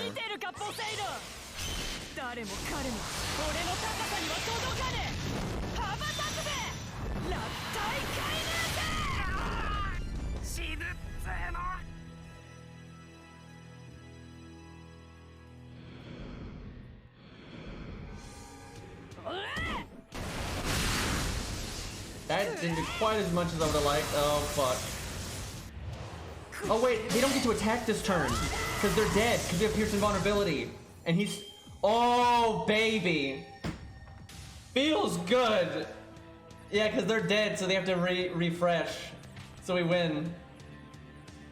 Last turn, by the way, because we died to the dot on this turn. But thankfully the dot won't kill you when you win. It'll just take you down to 1 health. So yeah, we got it. So yeah, I doubt you could do that without a Pierce invulnerability CE, but the question is if she could do it with a different one instead of the Yang one. I think she might, just because that was the weakest Yang CE you can have, right? That one was, you know, level 20, not limb broken and all that. So nice though, she got it. Feels good. That was close though. That was very fucking close.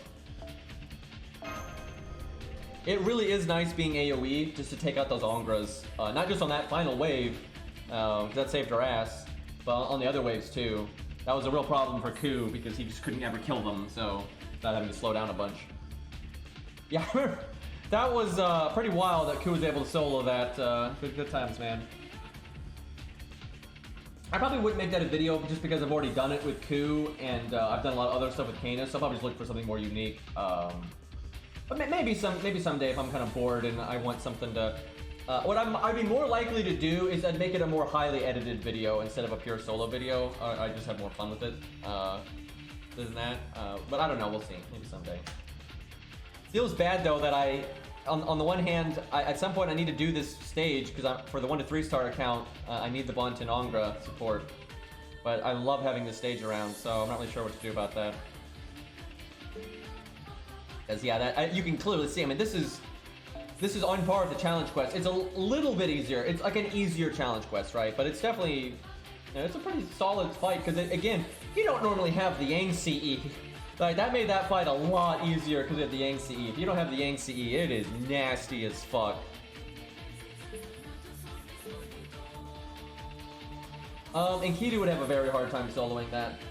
He would have a very hard time soloing that because, you know, Ku has a lot of turns where he can't die even if the enemy's doing 9999 damage.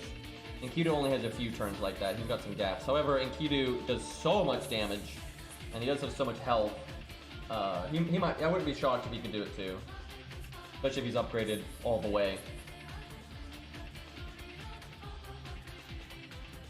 Yeah, AoE is a big help there. Canis is awesome for that stage just because she is AoE, but she still has basically single target damage with her normal cards. So she's kind of having best of both worlds there, which is extremely useful. Because, for example, if you use Fionn there, I don't think he could do it at all. Because, yeah, he'll kill the Angras, and he'll kill the Angras more often than Canis will, because he'll NP a lot more often than Canis will. But you're gonna have a much harder time getting through Imia's health bars. Now, I don't know though, if you had a level 100 NP5 Fionn with the command codes and a good CE, he might be able to do it. Because that boss is a lot less threatening if the Angras are dying regularly, because then you're not taking so much damage. And, you know, Fionn's got his own survivability skill with the evade, and you will be looping pretty easily. So he might be able to do it. I wouldn't count on it, though. I'd love to try it. It would have to be a Grailed one, though. Like, an 80 Fionn is just gonna get destroyed there. Like, no way. I'm trying to think, what other units would be good there? Some rulers are good there. Wait, no, they're Avengers, though. You might be able to make Mothman work. The enemy's hit count is quite high in that fight, so you don't care if they're Avengers because you're not attacking them, you're attacking Imia. And as long as you're getting your NP, you don't care that they're Avengers, so Mothman might be okay there. He's probably the only ruler, though, that'd be okay there. Their hit count may not be quite high enough. It probably is, though. Their hit count was pretty decent there. Parvati would be very good there. Parvati would be very good there. Like that, because she can charm the Angras. And she'll NP more often than Canis will. Yeah, I definitely think Parvati can do it. A Reshergol, she's good there. I'm not sure it's enough. She could probably do it though. She does NP a lot. Like she does NP a lot. And Imia will die and still attack her, so she gets NP gained back that way. So yeah, she could probably do it. She does have the invulnerability. Sadly, her debuff immunity won't work on that dot. I could see her doing it. Yeah, she gets the defense up. I mean, you'd have to work. She'd have to work. You might have to get a little lucky, but she could probably do it. You might not have enough damage. Well, yeah. Well, let's see. Imia had what? She was like 240, and then like 300 and 300 or something like that. Let me look it up. I've literally forgot his health already. If you get lucky and she's like critting and stuff, I think she might be able to do it. But the damage is definitely the hard part for her.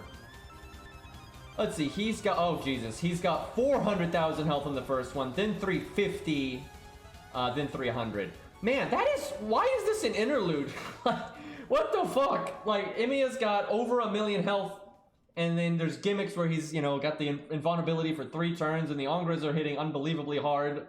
They're basically like the ads in the Leonidas fight.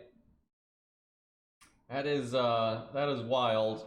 And then you got that, what really tops it off, that all you would really need is invulnerability pierce to make this fight a lot easier. What really kind of hits you in the face to kind of just shore up that this is pretty difficult is the unblockable, unremovable curse that does up 1,500 damage. That combined with also the invulnerability and the Angras hitting unbelievably hard, and then Imia having a lot more health than you would generally see. Yeah, that's why it's pretty close to a full-on challenge quest. I think it's just a hair easier, although I've seen some challenge quests that aren't too hard. It's like it's not on par with like the biggest, baddest challenge quests out there by any means, but I think it's on par with you know, kind of the lower end challenge quests and almost a medium one, but not quite.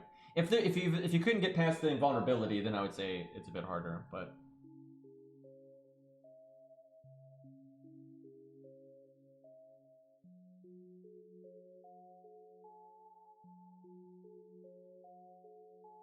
Wait, what are y'all talking about with Lantoria? But yeah, Parvati I think would be one of the better picks there, because she's gonna NP very often, you're gonna get charms, and she has good damage, she has big survivability, so she'd do really well. Yeah, I want to try Reshigal. Next time Beastly's here, we'll try that. I think that would actually be pretty fun. Because yeah, she's got a big health pool, defense up, yada yada. But you'd be pushing it on damage. You'd be pushing it on damage. You could probably face tank Amy as NP if need be, though, if she wasn't too low in health. Man, can we just have... I wish we could play interludes whenever we wanted, and we could play, you know, the main story whenever we wanted, because then I could just beat this stage and still have it, right? Okay, I think we'll wrap up there. I want to... kind of a shorter stream and all that, but I want to do some stuff with my friends and whatnot. But we had some good stuff in there. Let's see. So tomorrow is the final buff, and we'll also have more information about the costumes. I would hope the event... Dude, are they gonna make us wait another week for the event to start? That's so fucking stupid. I'm gonna be so salty. I'm telling you, man, Good of 4 on NA is gonna hit at almost the exact same time as the collab event, if you can even call it that. I so wish they wouldn't. I wish I could be doing Good of 4 right now, because Good of 4 is super fun, right? So I could do that while we're waiting for the collab. I'm kind of hoping the collab event is shit and is not fun to stream, so I can just go play Good of final, because I love that event. And I haven't played NA in a long time. But alright, boys. Let's raid somebody here. See who's streaming. Yeah, Good of 4 is still a bit away, but I think the collab might be a bit away too, but I guess we'll just have to see. Okay, we'll raid Kadroth. He's playing some FGO. Give him a nice big fat raid.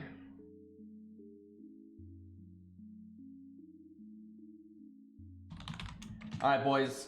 I'll see you tomorrow. We'll probably be using Extra Vlad. And I'm looking forward to testing that out, actually. I think that'll be fun, because he's a fun unit anyway. But who knows, maybe it's someone else, but I'm thinking it's gonna be Extra Vlad. Anyway, peace out, blah blah blah, mouth service.